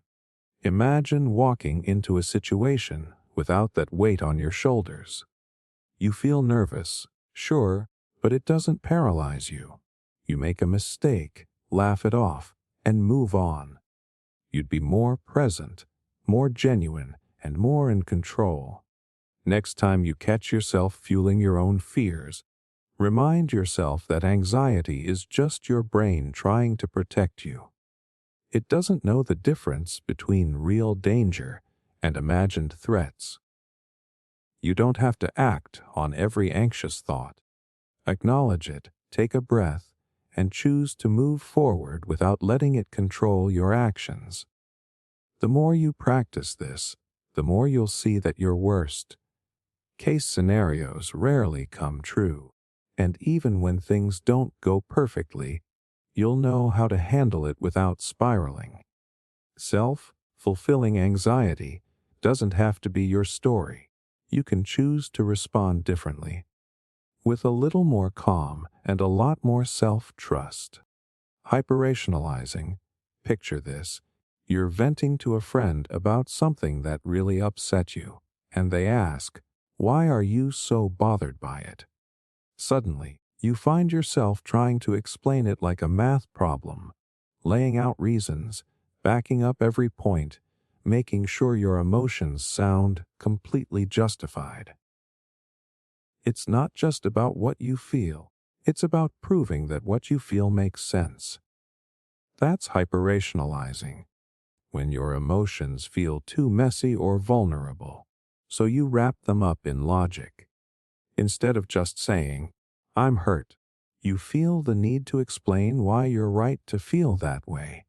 It's like your brain doesn't trust your emotions unless they come with a well-organized argument. Here's the thing. It's human to feel stuff without having a perfectly logical reason. But when you hyperrationalize, you start treating every emotion like a problem to solve. You can't just be sad.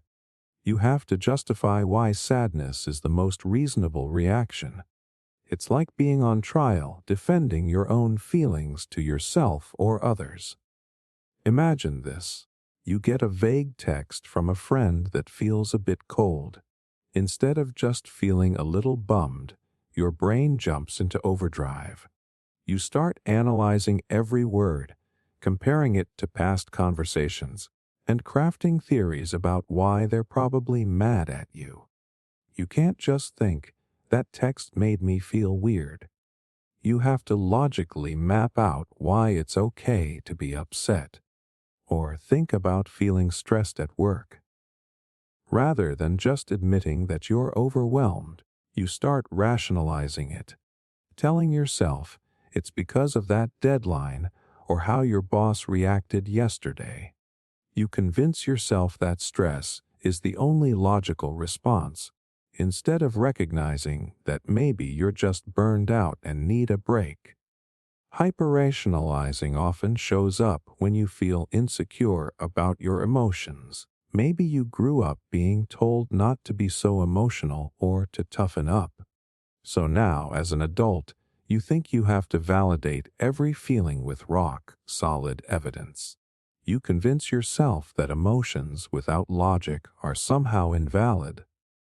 One major downside is that it keeps you stuck in your head. You're not actually processing your feelings. You're analyzing them. You dissect every detail to justify why you feel the way you do. And guess what? That doesn't make the feelings go away. It just buries them under a pile of reasoning. It can also mess up communication. When you try to explain your feelings with logic, it can come across as cold or calculated. Instead of saying, "I felt ignored when you didn't call," you might say, "Statistically speaking, it seems like you don't value my time because you often don't respond promptly." The emotion gets lost in the analysis, and people might see you as distant or overly critical. Psychologists call this cognitive distortion because it warps how you experience your emotions. Instead of just letting yourself feel, you overthink it to the point where the original feeling gets twisted into something completely different. You end up disconnected from your own emotional reality. One way to break out of hyperrationalizing is to practice simply naming your emotions. If you feel hurt, just say, "I'm hurt." No explanations, no justifications. Just labeling the feeling helps you connect with it instead of dissecting it. Another strategy is to practice vulnerability. Instead of jumping to logic, allow yourself to just feel without needing to make sense of it right away. You might think, "I'm feeling really anxious right now," and that's okay. Letting yourself experience emotions without trying to prove their validity helps you stay present. When you notice yourself spiraling into rationalizations, take a step back and ask, "Am I trying to make sense of my emotions, or am I trying to make them acceptable?" Sometimes it's okay to just be upset or frustrated without turning it into a mental puzzle. If you struggle with this, try setting a rule for yourself. When emotions hit, give them at least 5 minutes before analyzing. This pause gives your brain time to settle before it starts its usual logic, building routine. Imagine feeling something without instantly needing to justify it. You'd be more in tune with yourself and less trapped in your head. You could just say, "I'm feeling down today," without dragging in every possible reason or excuse. It would be less exhausting and way more freeing. The reality is, emotions aren't always rational, and they don't have to be. Trying to turn every feeling into a logical statement just complicates what could be a simple human experience. Next time your brain tries to build a case around why you're allowed to feel something, remind yourself that feelings don't need permission to exist.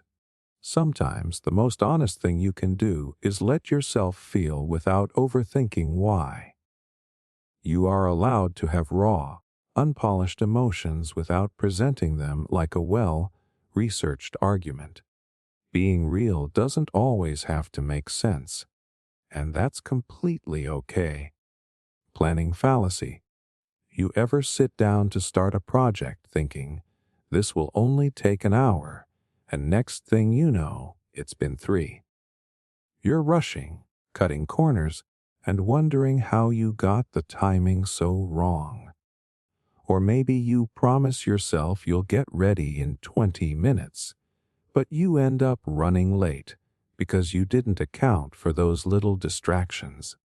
That's the planning fallacy, the tendency to underestimate how long a task will take, even when you've done similar tasks before. It's that weird optimism where your brain thinks everything will go smoothly, forgetting that life just doesn't work that way. It's not that you're lazy or bad at planning. Your brain just has this built-in bias where it pictures the best case scenario every time.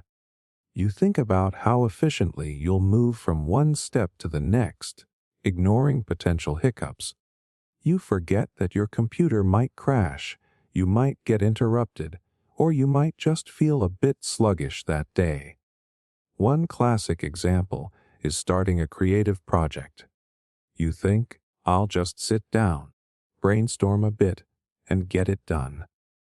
But once you're in it, you realize you're stuck on ideas, rewriting drafts, and second-guessing everything. You planned for your ideal self to show up, not the one who gets distracted or hits creative blocks. Or think about planning a trip. You tell yourself you'll pack the night before. It should only take 30 minutes. But then you're debating outfits, hunting down that one missing charger, and double-checking your passport. Suddenly, it's 2 hours later, and you're still not done. One big reason we fall into this trap is that we focus too much on the goal and not enough on the process. You imagine the final product, the clean room, the finished report, the packed suitcase, and forget about all the tiny steps it actually takes to get there. Your mind jumps from start to finish without accounting for the messy middle. There's also a bit of ego involved. You know you've done similar tasks before, and you tell yourself you'll be more efficient this time. You assume you've learned from past mistakes, but often you're just as optimistic as the last time you underestimated. Researchers have studied this for decades, and it turns out we're really bad at learning from our own planning errors. Even when you know you always underestimate, your brain keeps convincing you that this time will be different. It's almost like your mind wants to believe that you finally figured out how to be super productive. One way to combat the planning fallacy is to deliberately double your estimated time. If you think a task will take an hour, plan for 2. It might feel excessive, but it accounts for unexpected delays and gives you breathing room. Another trick is to break tasks into smaller chunks and estimate the time for each one. Instead of saying, "I'll clean the house in an hour," break it down. 10 minutes for dishes, 15 for vacuuming, 20 for laundry. Adding up those realistic chunks helps you see how time-consuming it actually is. Think back to a time when you seriously underestimated how long something would take. Maybe it was a work assignment you thought would be quick, but you ended up pulling an all-nighter. Or a simple DIY project that turned into a whole weekend ordeal. Your brain wants to block out those memories because they make you feel unproductive, but reflecting on them can actually help you plan better. Another important mindset shift is to expect interruptions. Life doesn't happen in a vacuum. If you assume there will be distractions, a phone call, an unexpected problem, a moment of mental fatigue, you're less likely to feel derailed when they happen. Build in buffer time for those unpredictable moments. Also, be honest about your own habits. If you know you tend to procrastinate or overthink, factor that in. Instead of pretending you'll dive right into a task, acknowledge that you might spend the first 20 minutes just getting started. Accepting your own patterns makes planning more realistic. One technique that works well is reverse planning. Start by picturing the deadline and work backward. What needs to be done the day before? 2 days before? Breaking it down this way forces you to think more practically instead of just vaguely hoping it'll all come together at the last minute. Imagine how much smoother things would go if you planned with a bit more realism. You'd finish projects without that frantic last-minute rush. You'd feel less stressed because you built in time for things to go wrong. And most importantly, you wouldn't keep feeling like you're always running behind. Next time you catch yourself saying, "This will only take a few minutes," pause and think it through. Is that your ideal self-talking? Are you skipping over details that might slow you down? Planning for the real world instead of the perfect one will save you time, stress, and a whole lot of frustration. The truth is, we're all a bit too optimistic about our efficiency, but recognizing that tendency is the first step toward breaking the cycle. Give yourself more time than you think you need. It's not about doubting yourself. It's about giving yourself room to breathe. Thought-action fusion. Ever have a random thought pop into your head? Something dark or completely out of character, and suddenly you feel guilty, like just thinking it makes you a bad person. Or maybe you worry that having a negative thought about someone means you've somehow hurt them. It's like your mind tricks you into thinking that your thoughts are just as real as your actions. That's thought-action fusion. When your brain blurs the line between thinking and doing, you might believe that having a thought about something terrible is almost the same as actually doing it. It feels like just thinking about something bad makes you guilty or responsible. It's like imagining yourself yelling at a friend during an argument. You didn't actually do it, but now you feel terrible, as if you've crossed a line. Or you picture something going wrong at work, and then start acting cautiously, like you've already messed up, even though it was just a thought. One common form of thought-action fusion happens when people worry about loved ones. You might think about something bad happening to them, and then feel like you somehow jinxed it, as if the thought itself could cause harm. It sounds irrational when you say it out loud, but in the moment, it feels very real. This can get even more intense for people who struggle with obsessive thoughts. You might think, what if I accidentally hurt someone? Even though you know you would never act on it, just having the thought makes you feel like a danger to others. You start avoiding situations or taking precautions, not because there's any real risk, but because your brain can't separate thoughts from actions. The root of thought-action fusion often comes from how we're taught to think about morality. Growing up, you might hear things like, "Bad thoughts make you a bad person," or if you think negatively, bad things will happen. Your brain learns to equate thoughts with actions, even when logically, you know they aren't the same. There's also a bit of superstition mixed in. It's like believing that thinking about failure before an exam makes it more likely to happen. You feel like you have to control your thoughts to prevent bad outcomes, even though that's not how reality works. Studies on thought-action fusion show that it's surprisingly common, especially among people with anxiety disorders. The brain becomes focused on thoughts that feel morally or personally threatening, and it convinces you that just thinking something dangerous makes it more likely to happen. One of the biggest problems with thought-action fusion is that it keeps you stuck in a loop. You have a thought that feels wrong or scary, then you worry about what it means about you, which makes you more anxious, leading to even more intrusive thoughts. The more you try to control your mind, the more it fights back. To break this cycle, you need to recognize that thoughts are just thoughts. They aren't predictions, intentions, or moral statements. They are just random firings in your brain. Everyone has weird, disturbing, or unwanted thoughts from time to time. It's part of being human. One technique that can help is labeling your thoughts without judging them. Instead of thinking, "Why did I imagine that terrible scenario?" just say, "I had a thought about something bad happening." You're not claiming ownership or responsibility. You're just noticing it without attaching guilt. Another strategy is to challenge the belief that thoughts equal actions.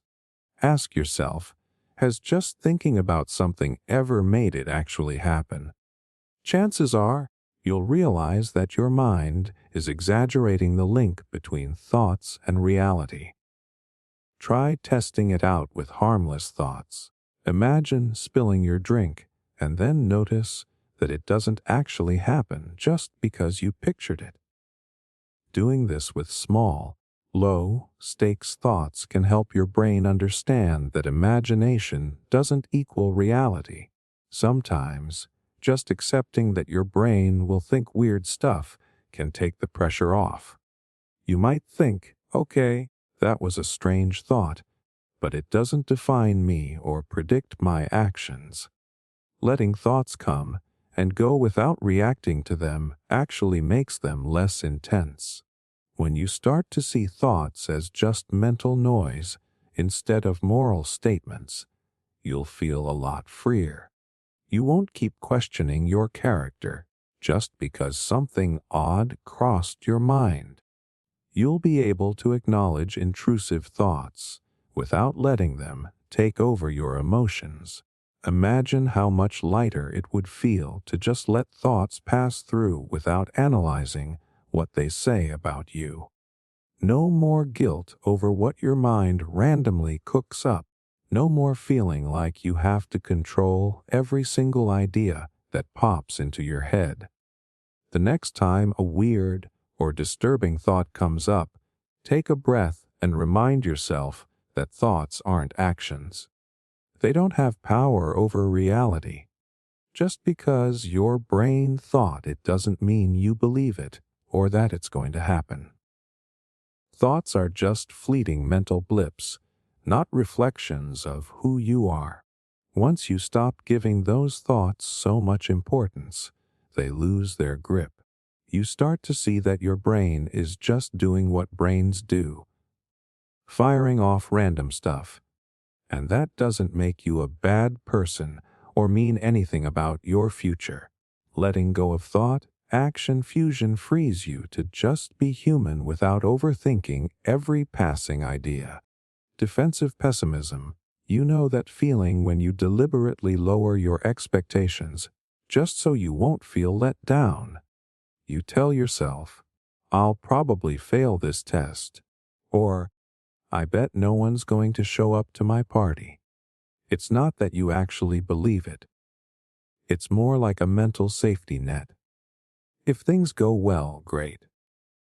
If they don't, you were prepared. That's defensive pessimism, a strategy where you set your expectations ridiculously low to protect yourself from feeling disappointed. On the surface, it sounds kind of practical, right? Like, if you already expect the worst, nothing can really catch you off guard. But the problem is, it doesn't just cushion failure. It can actually make you more anxious and less motivated.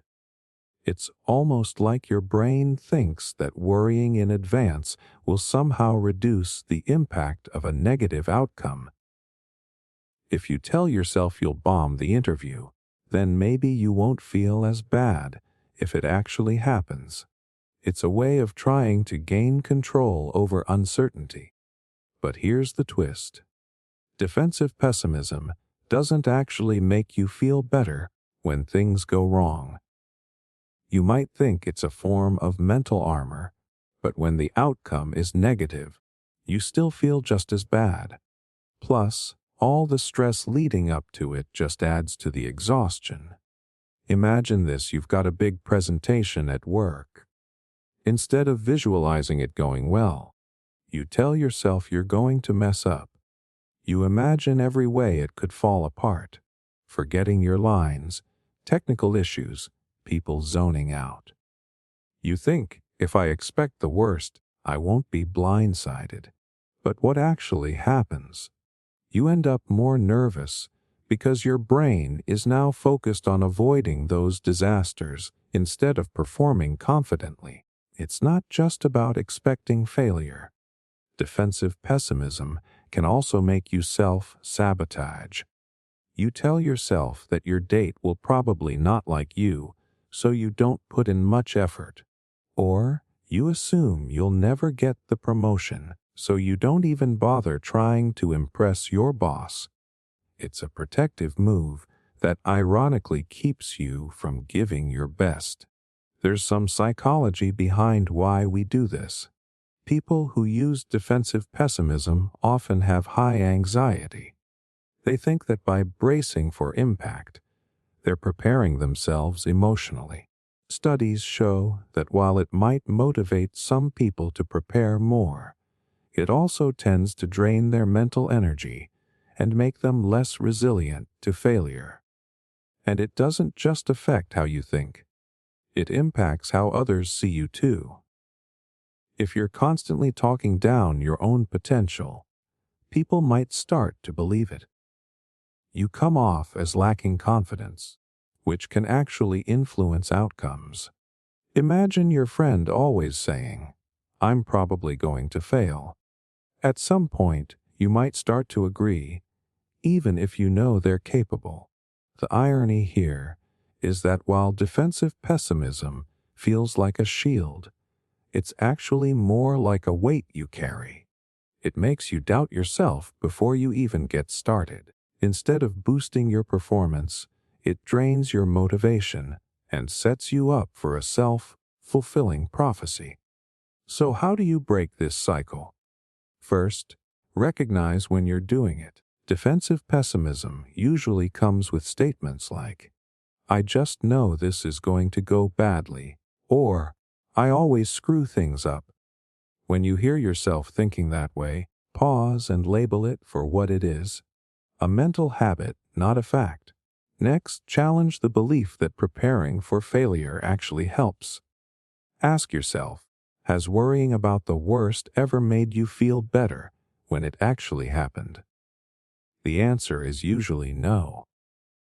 You still feel the disappointment, but now you're also exhausted from stressing out beforehand. Try replacing defensive pessimism with balanced realism. Instead of, "I'm definitely going to fail," think, "This might be challenging, but I'll do my best." This way, you acknowledge the difficulty without writing yourself off. It's about preparing realistically, not pessimistically. Another technique is to visualize success instead of failure. Picture yourself giving that great presentation, nailing the interview, or having a good time at the party. Your brain responds to imagery, and seeing things going well can actually boost your confidence. You can also set realistic goals that don't rely on perfection. Instead of saying, "I must be flawless in this meeting," aim for something like, "I'll make my key points clearly." This reduces pressure and helps you focus on what's important without spiraling into worst-case scenarios. And when things don't go as planned, remind yourself that it's okay. Failing at something doesn't mean you should have expected to fail all along. It just means you gave it a shot and learned from it. Lowering your expectations wouldn't have softened the blow. It would have just made the journey more stressful. Imagine how freeing it would be to approach challenges without constantly bracing for disaster. You'd still prepare, but you wouldn't waste energy worrying about every little thing that could go wrong. You'd be more present, more focused, and way more resilient. So next time your brain tells you to expect the worst as a way to protect yourself, challenge that instinct. Preparing for challenges is smart, but constantly assuming failure isn't. You can be realistic without being pessimistic. It's not about pretending things are easy. It's about not psyching yourself out before you even start. You deserve to give yourself a fair shot without sabotaging your own potential. Let go of the habit of expecting failure and see how much lighter it feels to just focus on doing your best. Post-event processing. You know that feeling after hanging out with friends when you're replaying every single thing you said. You're lying in bed, thinking, "Did I sound stupid when I made that joke?" Or, "Why did I say that?" You go over the conversation like you're dissecting a crime scene, looking for evidence that you messed up. That's post-event processing, when you can't stop analyzing a social interaction long after it's over. Your brain latches onto specific moments, overthinking whether you came off awkward, rude, or just plain weird. You keep replaying it, picking apart every detail, convinced you must have done something wrong. It usually starts with one small moment that didn't go perfectly. Maybe you stumbled over your words during a story or didn't laugh at the right time. Your mind zeroes in on that one thing and then spirals into thinking, what if everyone noticed? What if they're talking about it now? You start convincing yourself that your entire presence was a disaster. The frustrating part is that, logically, you know it probably wasn't a big deal. Your friends have likely forgotten it already, but your brain keeps hitting replay like it's trying to crack some hidden code. You think, if I just analyze it enough, I'll figure out why I feel so embarrassed. But here's the catch. The more you analyze, the worse you feel. Your mind makes the mistake seem bigger and more important than it really was. You start creating scenarios where everyone at that party is dissecting your every word, just like you are now. Imagine you're at a work meeting. You make a comment that gets a lukewarm reaction. Later, you're obsessing over it, thinking, did I sound incompetent? Did everyone think I was trying too hard? You replay it in your head, analyzing tone, facial expressions, even the way someone shifted in their seat. In reality, no one's thinking about it. They've moved on, but you haven't. Post-event processing is common among people with social anxiety. Your brain wants to protect you from being judged, so it focuses on perceived mistakes. It's almost like it's saying, if I figure out what I did wrong, I can make sure it never happens again. but all it really does is keep you trapped in a loop of self-criticism. One reason it feels so intense is the spotlight effect. The belief that others notice your mistakes way more than they actually do. You assume that everyone else is analyzing you just as harshly as you're analyzing yourself. The truth is, most people are too focused on their own lives to obsess over your slip-up. Another reason is that your brain can't handle the uncertainty of not knowing how others perceived you. If you walk away from an interaction feeling unsure, your mind tries to fill in the blanks by imagining the worst. You think, if I felt uncomfortable, they must have noticed and judged me. One way to break out of this cycle is to challenge your assumptions. Ask yourself, is it possible that I'm blowing this out of proportion? Have I ever obsessed over someone else's tiny mistake the way I'm obsessing over mine? Usually, the answer is no. Most people don't spend time analyzing your every word, just like you don't overanalyze theirs. Another helpful approach is to give your brain a reality check. Think back to a similar situation that you obsessed over. Did anything bad actually come from it? Did anyone bring it up later or act differently toward you? Chances are, it blew over without anyone caring as much as you did. Try setting a time limit for your analysis. Tell yourself, I'll think about this for 5 minutes, then I'm done. Once that time is up, actively distract yourself with something else. A book, a game, or a walk. Giving yourself permission to think, but only briefly, helps keep it from spiraling out of control. Practice self-compassion too. Instead of beating yourself up, remind yourself that it's human to make social blunders now and then.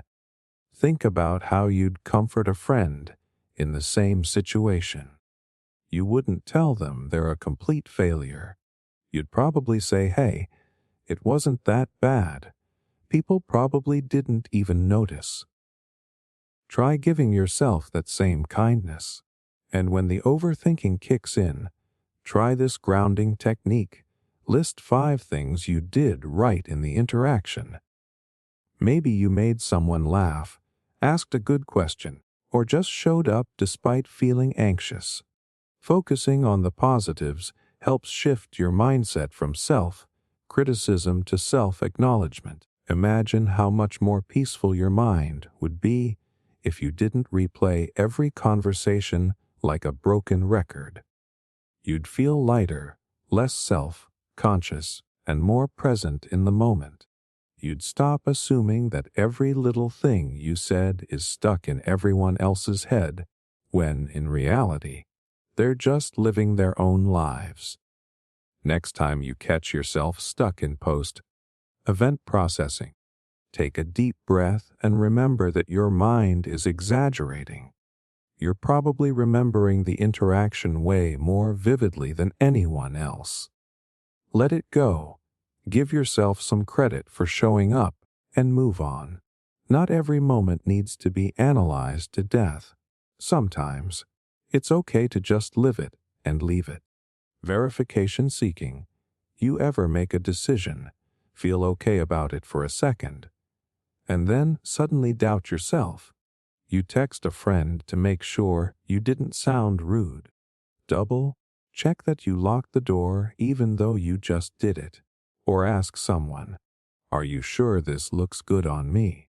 It's like your brain just won't accept that it's okay until someone else confirms it. That's verification seeking. When you constantly need reassurance that you made the right choice or did something correctly. It's like you don't trust your own judgment, so you keep asking for backup. You might go over the same question with different people, or check and recheck small things until it feels just right. The weird thing is, getting that reassurance usually only calms you down for a moment. You feel better when your friend says, yeah, you sounded fine. But then, A few minutes later, the doubt creeps back in. Maybe they were just being nice. Maybe they didn't really pay attention. And so, the cycle continues. Think about when you send an important email. You reread it multiple times before hitting send. After sending, you go back to your sent folder to check if you made any mistakes. You might even ask a coworker, "Do you think it sounded professional?" Even when everything checks out, you still feel uneasy, like you missed something. Or imagine you're making a big decision, like choosing a job offer. You list the pros and cons 1,000 times, ask everyone you know what they would do, and second, guess your instincts the entire time. Even after you've made the choice, you still find yourself wondering if it was the right one. What's happening here is that your brain is stuck in a loop of doubt. Instead of trusting your initial decision, you keep seeking external validation to feel secure.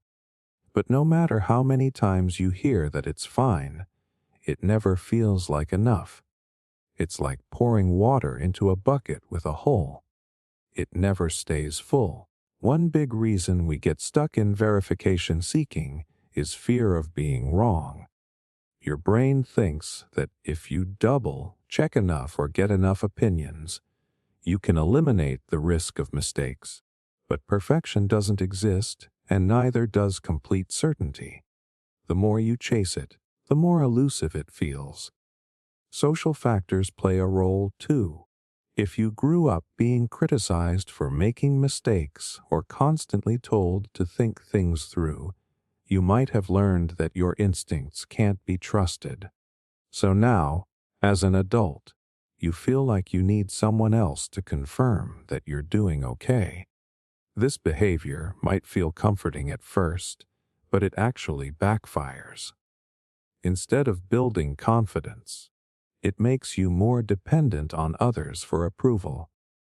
You never learn to trust your own gut because you're too busy trying to make sure everyone else thinks you're right. Studies show that verification seeking is closely linked to anxiety and low self-esteem. Your brain gets hooked on the temporary relief that reassurance brings, but the more you do it, the less confident you feel. It's like scratching an itch that only gets worse. One way to break the cycle is to practice self-validation. Before reaching out for reassurance, take a moment to ask yourself, "What do I think about this?" Write down your reasons and remind yourself that your opinion matters. You might be surprised at how capable you actually are of making sound decisions. Another strategy is to set a reassurance limit. Tell yourself, "I'm allowed to check this once and then move on." Or, "I'll ask one person for advice, not 5. Setting boundaries helps break the habit of endless seeking. If you find yourself checking something repeatedly, try doing the opposite. Close your eyes, take a deep breath, and resist the urge to check. You'll feel uncomfortable at first, but pushing through that discomfort helps you build tolerance for uncertainty.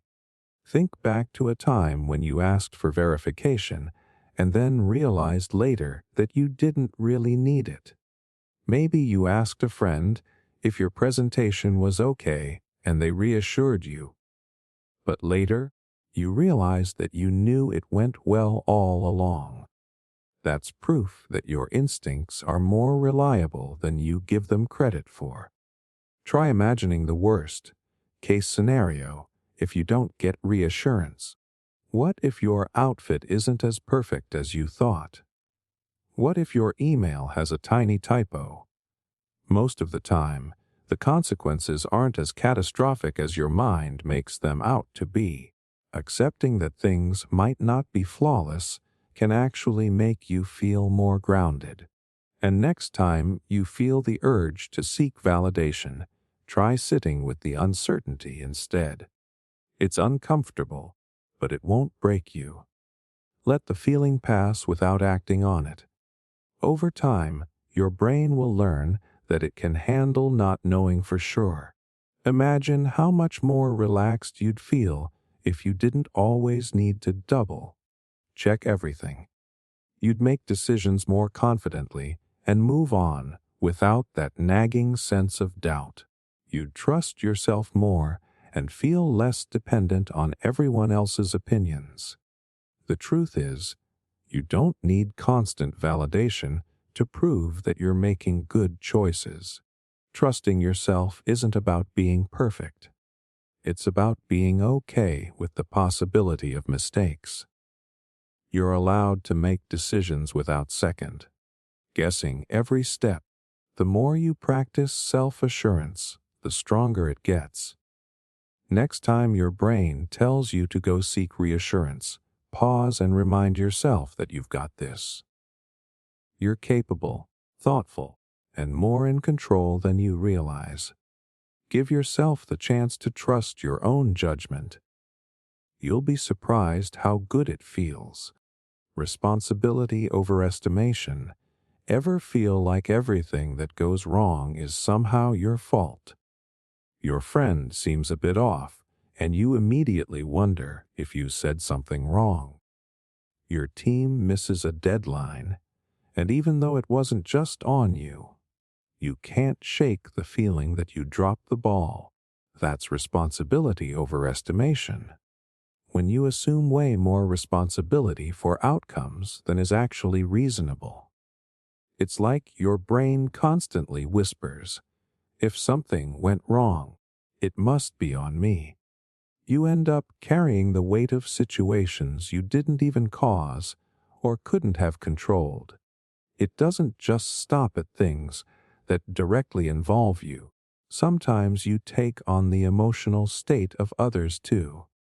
Your partner seems stressed, and suddenly you're analyzing every conversation, wondering if you did something to upset them. It's exhausting, like you're somehow responsible for managing not just your own life, but everyone else's too. Imagine hosting a small get-together, and one guest seems a bit quiet. Instead of just accepting that they might be tired or distracted, you spiral into, was the food not good? Did I make them uncomfortable? You replay every interaction, trying to figure out what you did wrong. It's like your brain just can't accept that sometimes people are in their own world, dealing with stuff that has nothing to do with you. A lot of this thinking comes from a desire to stay in control. If you believe that you're responsible for everything, it feels like you have some power to fix it. Your mind tells you that if you could just figure out what you did wrong, you could make things right. It's your way of trying to manage uncertainty, but it actually ends up making you anxious and overly cautious.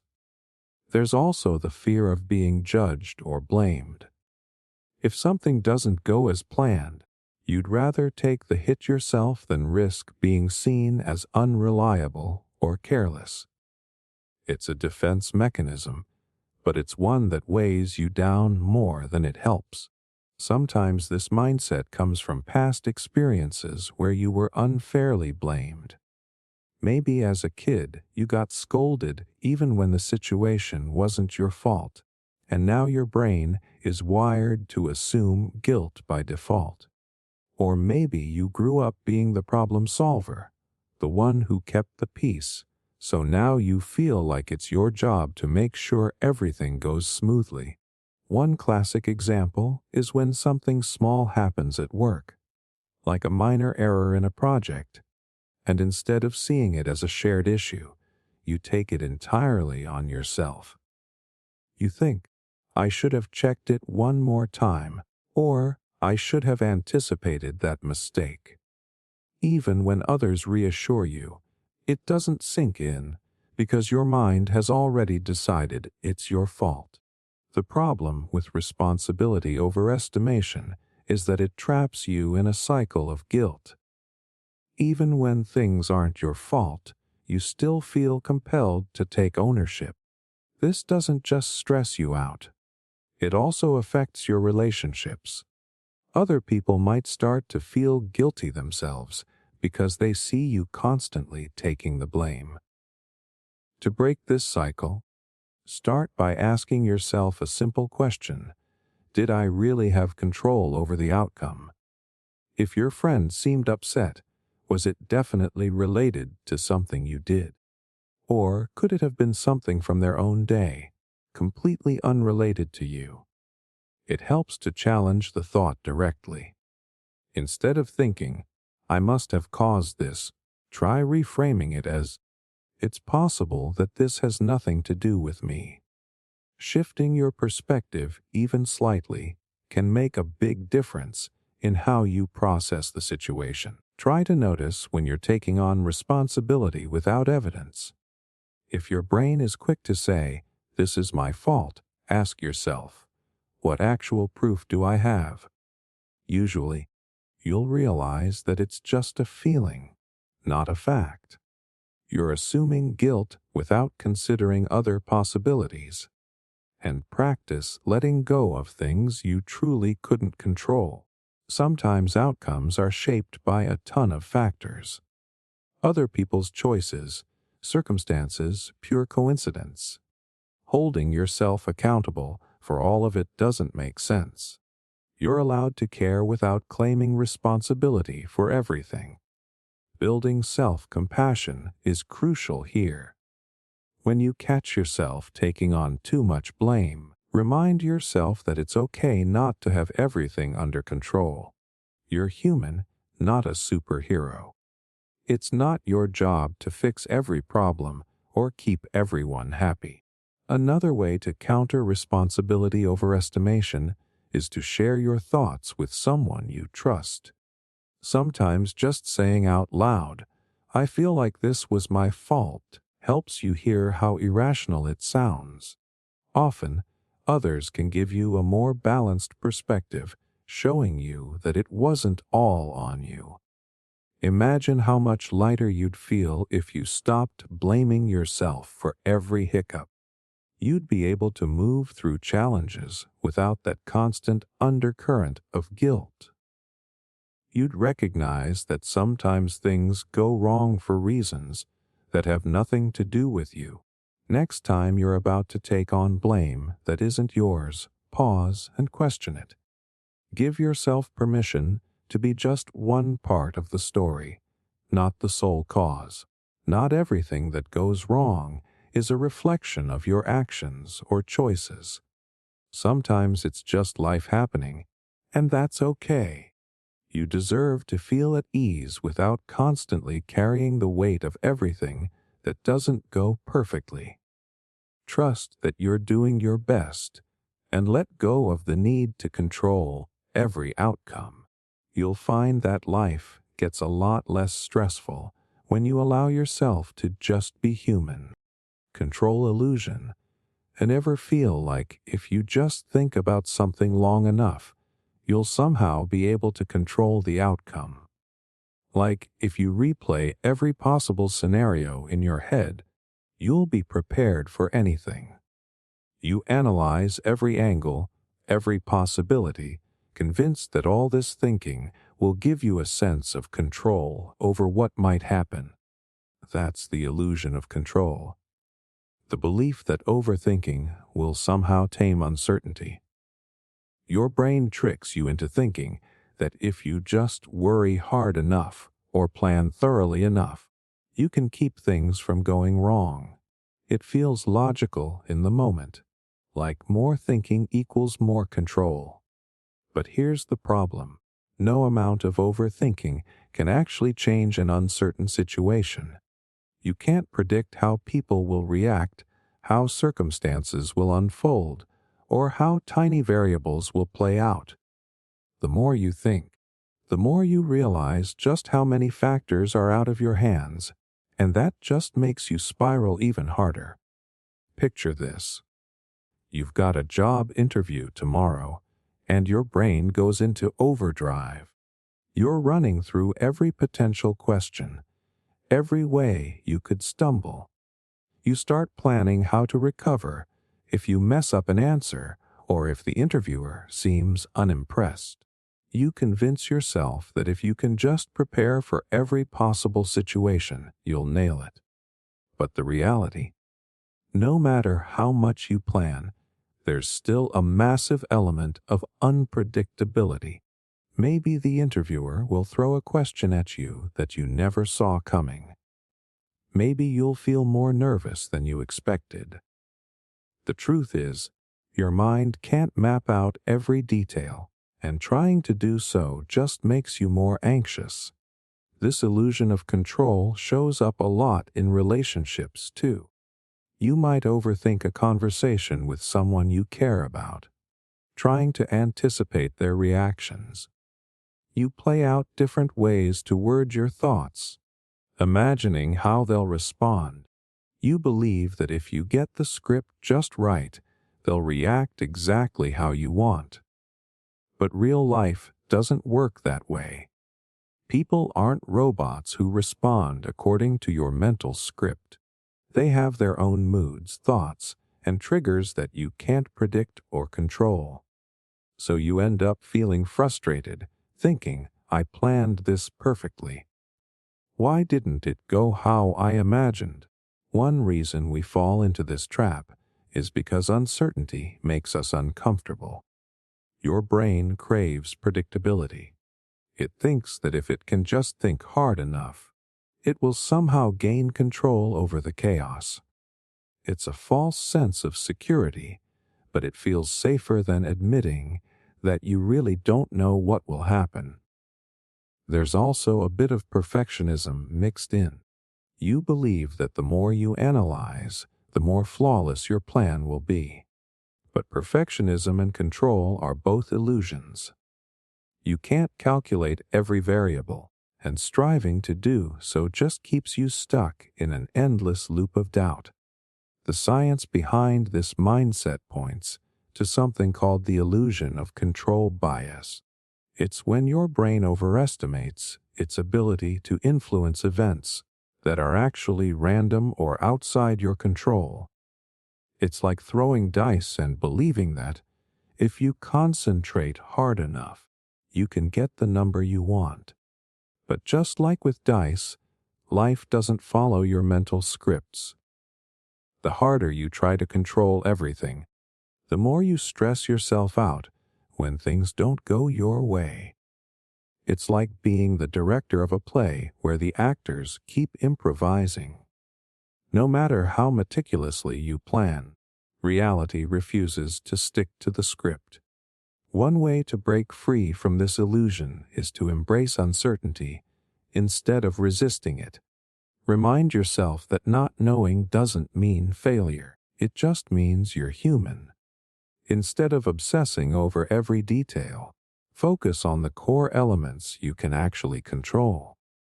For that job interview, it's being prepared and staying calm. For that conversation, it's speaking honestly and listening openly. Practice being okay with imperfection. When you catch yourself overanalyzing, ask, is all this thinking actually helping? Most of the time, it's just making you more anxious. Accepting that some outcomes will always be uncertain is surprisingly freeing. It takes the pressure off needing to have everything perfectly mapped out. Try setting a time limit on your planning. Allow yourself 15 minutes to think through the situation, and then stop. Anything beyond that is likely just your brain tricking you into thinking more equals better. Once the time is up, shift to action. Prepare, but then move on. It also helps to reflect on past situations where you overthought things. How many times did the actual outcome match what you planned for? Probably not as often as you think.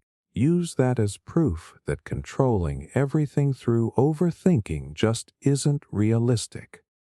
Imagine how much lighter you'd feel if you let go of needing to be in control all the time. You'd make decisions without second guessing. You'd enter situations with more confidence because you'd be okay with not knowing every detail. You'd actually enjoy experiences rather than mentally dissecting them before they even happen. Next time your brain convinces you that overthinking will protect you, pause and challenge that belief. Realize that it's just an illusion, one that drains your energy without actually giving you more control. Sometimes the most powerful move is to prepare the best you can and then let life unfold as it will. You don't have to predict every outcome to handle what comes your way. Trust yourself to adapt. You've done it before, and you'll do it again. The key isn't controlling everything. It's being flexible when things go differently than you planned. Repetitive problem solving. You know that feeling when you've already made a decision or found a solution, but your brain just won't let it go. You keep revisiting it, rethinking your choice, and wondering if you missed something. Even though you logically know it's settled, your mind acts like it's still up for debate. That's repetitive problem solving. When you keep going over the same problem, even after you've found a reasonable answer, it's like your brain just doesn't trust the conclusion you came to, so it keeps pulling you back into analysis mode. It usually starts when something feels unresolved or uncertain. Maybe you picked a career path but keep thinking, did I make the right choice? Or you apologized for a mistake but still wonder if you should have worded it differently. You end up cycling through the same thoughts, convinced there might be a better way to handle it. One classic example is planning a big event. You've already decided on the venue, the guest list, and the menu.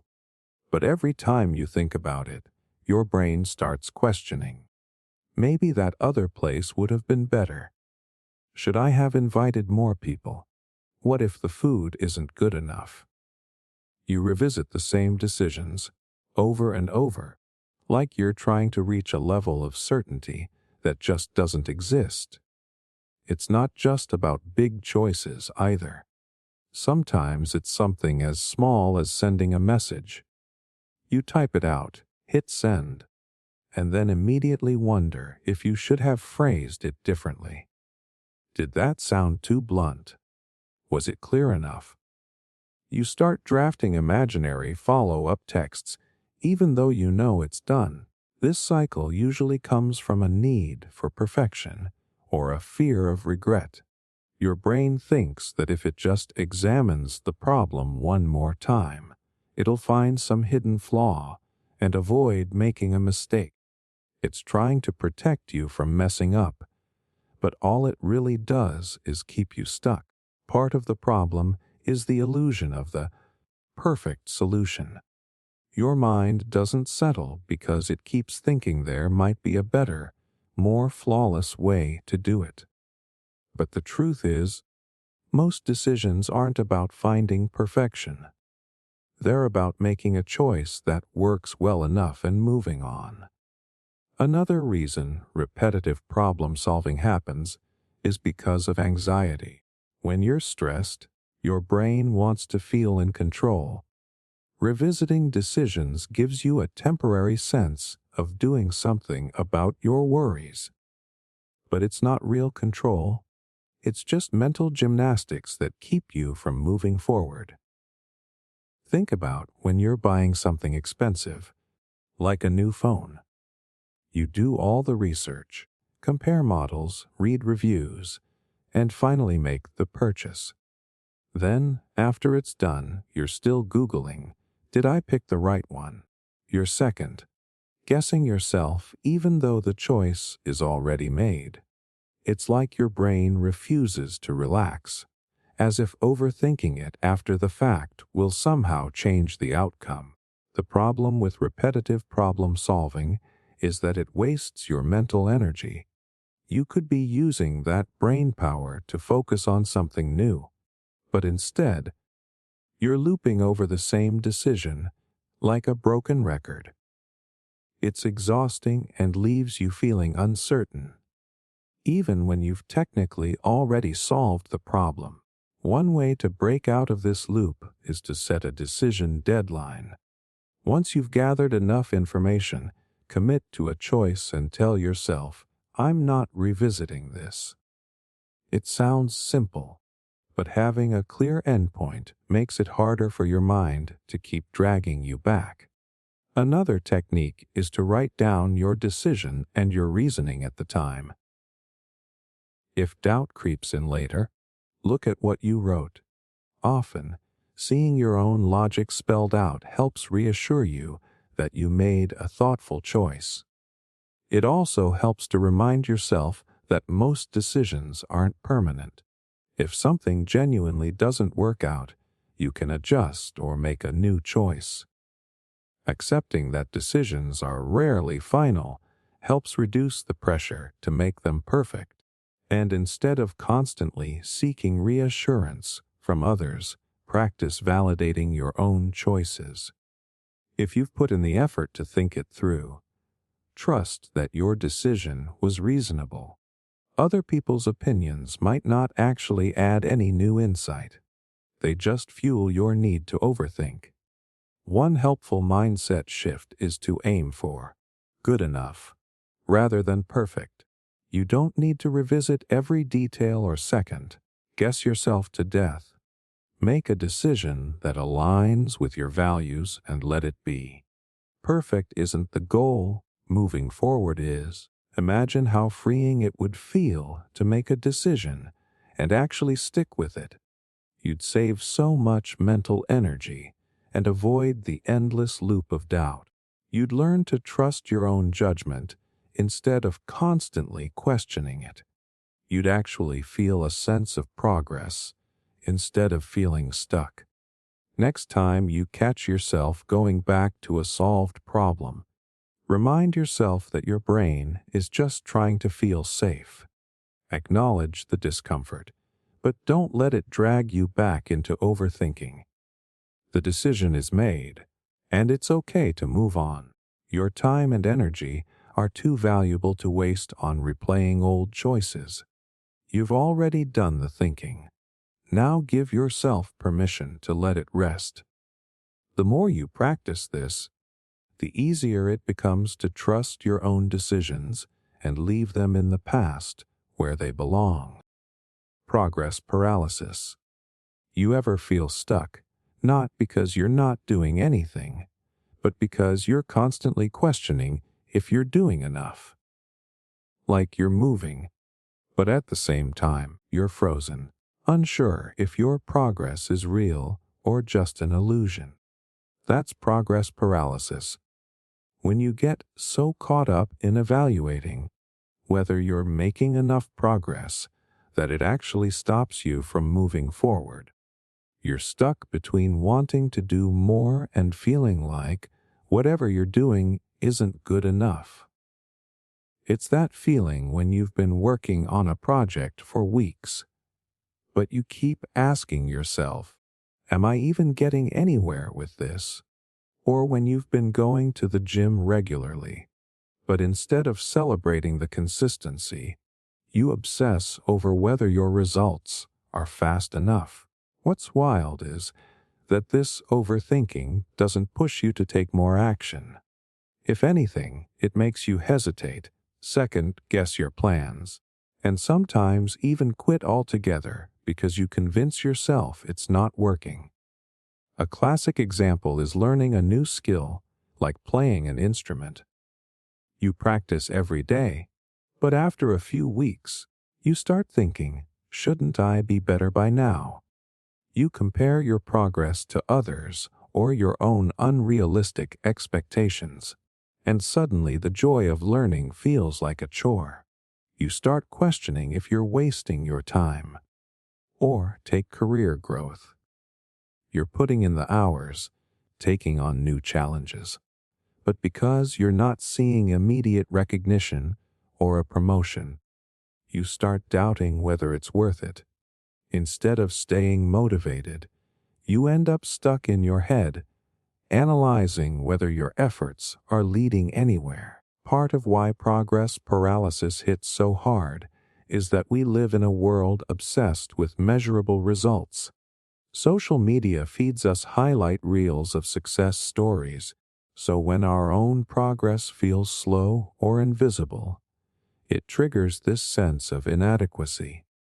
You start questioning if you're falling behind, even when you're actually making steady progress.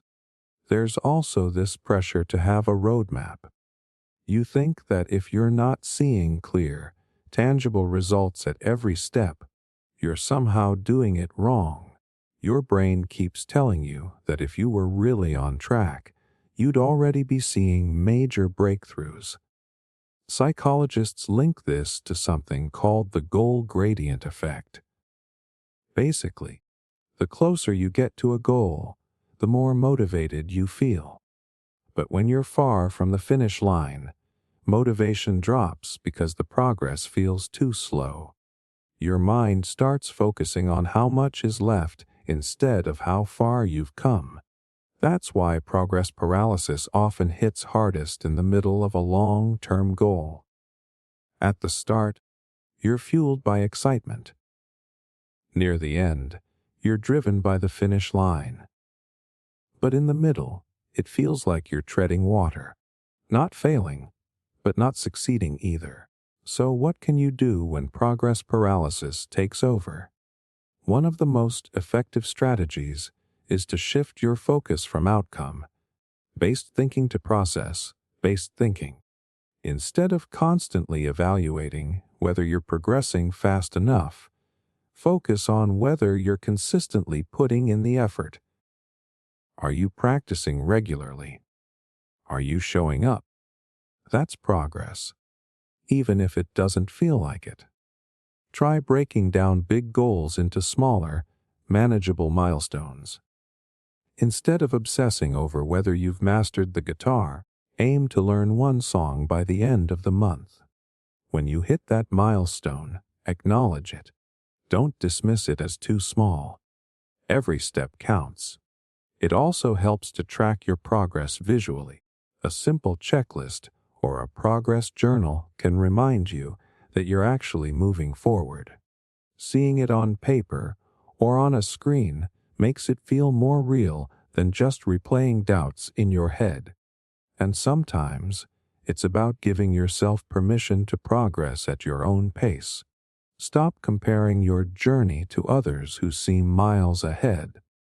Everyone's path looks different, and just because someone else reached a milestone faster doesn't mean you're failing. You don't know their backstory, their resources, or their struggles. Focus on your own lane. Practice celebrating small wins, even when they seem trivial. You might not be where you want to be yet, but that doesn't mean you're not getting closer. If you're consistent, that's progress. If you're learning from mistakes, that's growth. Don't let your brain trick you into thinking that progress only counts when it's dramatic or impressive. Next time you catch yourself spiraling into progress paralysis, ask yourself one simple question: am I doing something today that moves me forward, even a little bit? If the answer is yes, you're not stuck. You're just in the middle of the process. Imagine how much more productive you'd feel if you stopped questioning your progress every step of the way. You'd keep moving, without that mental resistance pulling you back. You'd trust that consistent effort adds up, even when it doesn't look flashy or impressive. You deserve to feel proud of every step you take, no matter how small. Progress isn't just about reaching the end. It's about showing up, trying, and keeping the momentum going. The next time your mind tries to convince you that you're not moving fast enough, remind yourself that progress isn't a race. It's a journey, and you're allowed to move at your own pace. Information overwhelm. You ever get stuck because you're drowning in too much information? You've got all these articles, videos, reviews, opinions. And instead of helping, It just makes you freeze. You thought more info would make things clearer, but now you're just overwhelmed and unsure of what to do next. That's information overwhelm. When the sheer amount of data, advice, or options makes it impossible to make a decision. It's like trying to drink from a fire hose. Your brain just can't process everything at once, and instead of moving forward, you get stuck analyzing or doubting your choices. Imagine trying to choose a new laptop. You start researching, thinking a bit of info will help. But soon, you're buried under reviews, specs, user opinions, and comparison charts. One site says one model is the best, another says it's terrible. Suddenly, the excitement of buying something new turns into this exhausting mental maze. You're left wondering, what if I pick the wrong one? It happens with life choices too. You're planning a career change, so you research different fields, required skills, salary data, job satisfaction rates, and suddenly you're overwhelmed. You've got so much data that instead of feeling more prepared, you feel more uncertain. You keep digging, thinking the next bit of info will finally give you clarity. Spoiler, it doesn't. One of the reasons this happens is because we think more information equals better decisions. It feels logical, like if you just gather every possible fact, you'll be able to predict the best outcome. But the reality is, there's a limit to how much your brain can handle at once.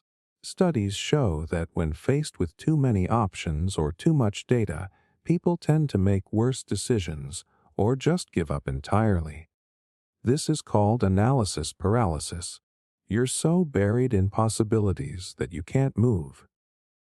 Your brain tries to weigh every detail equally, and it's just not built for that.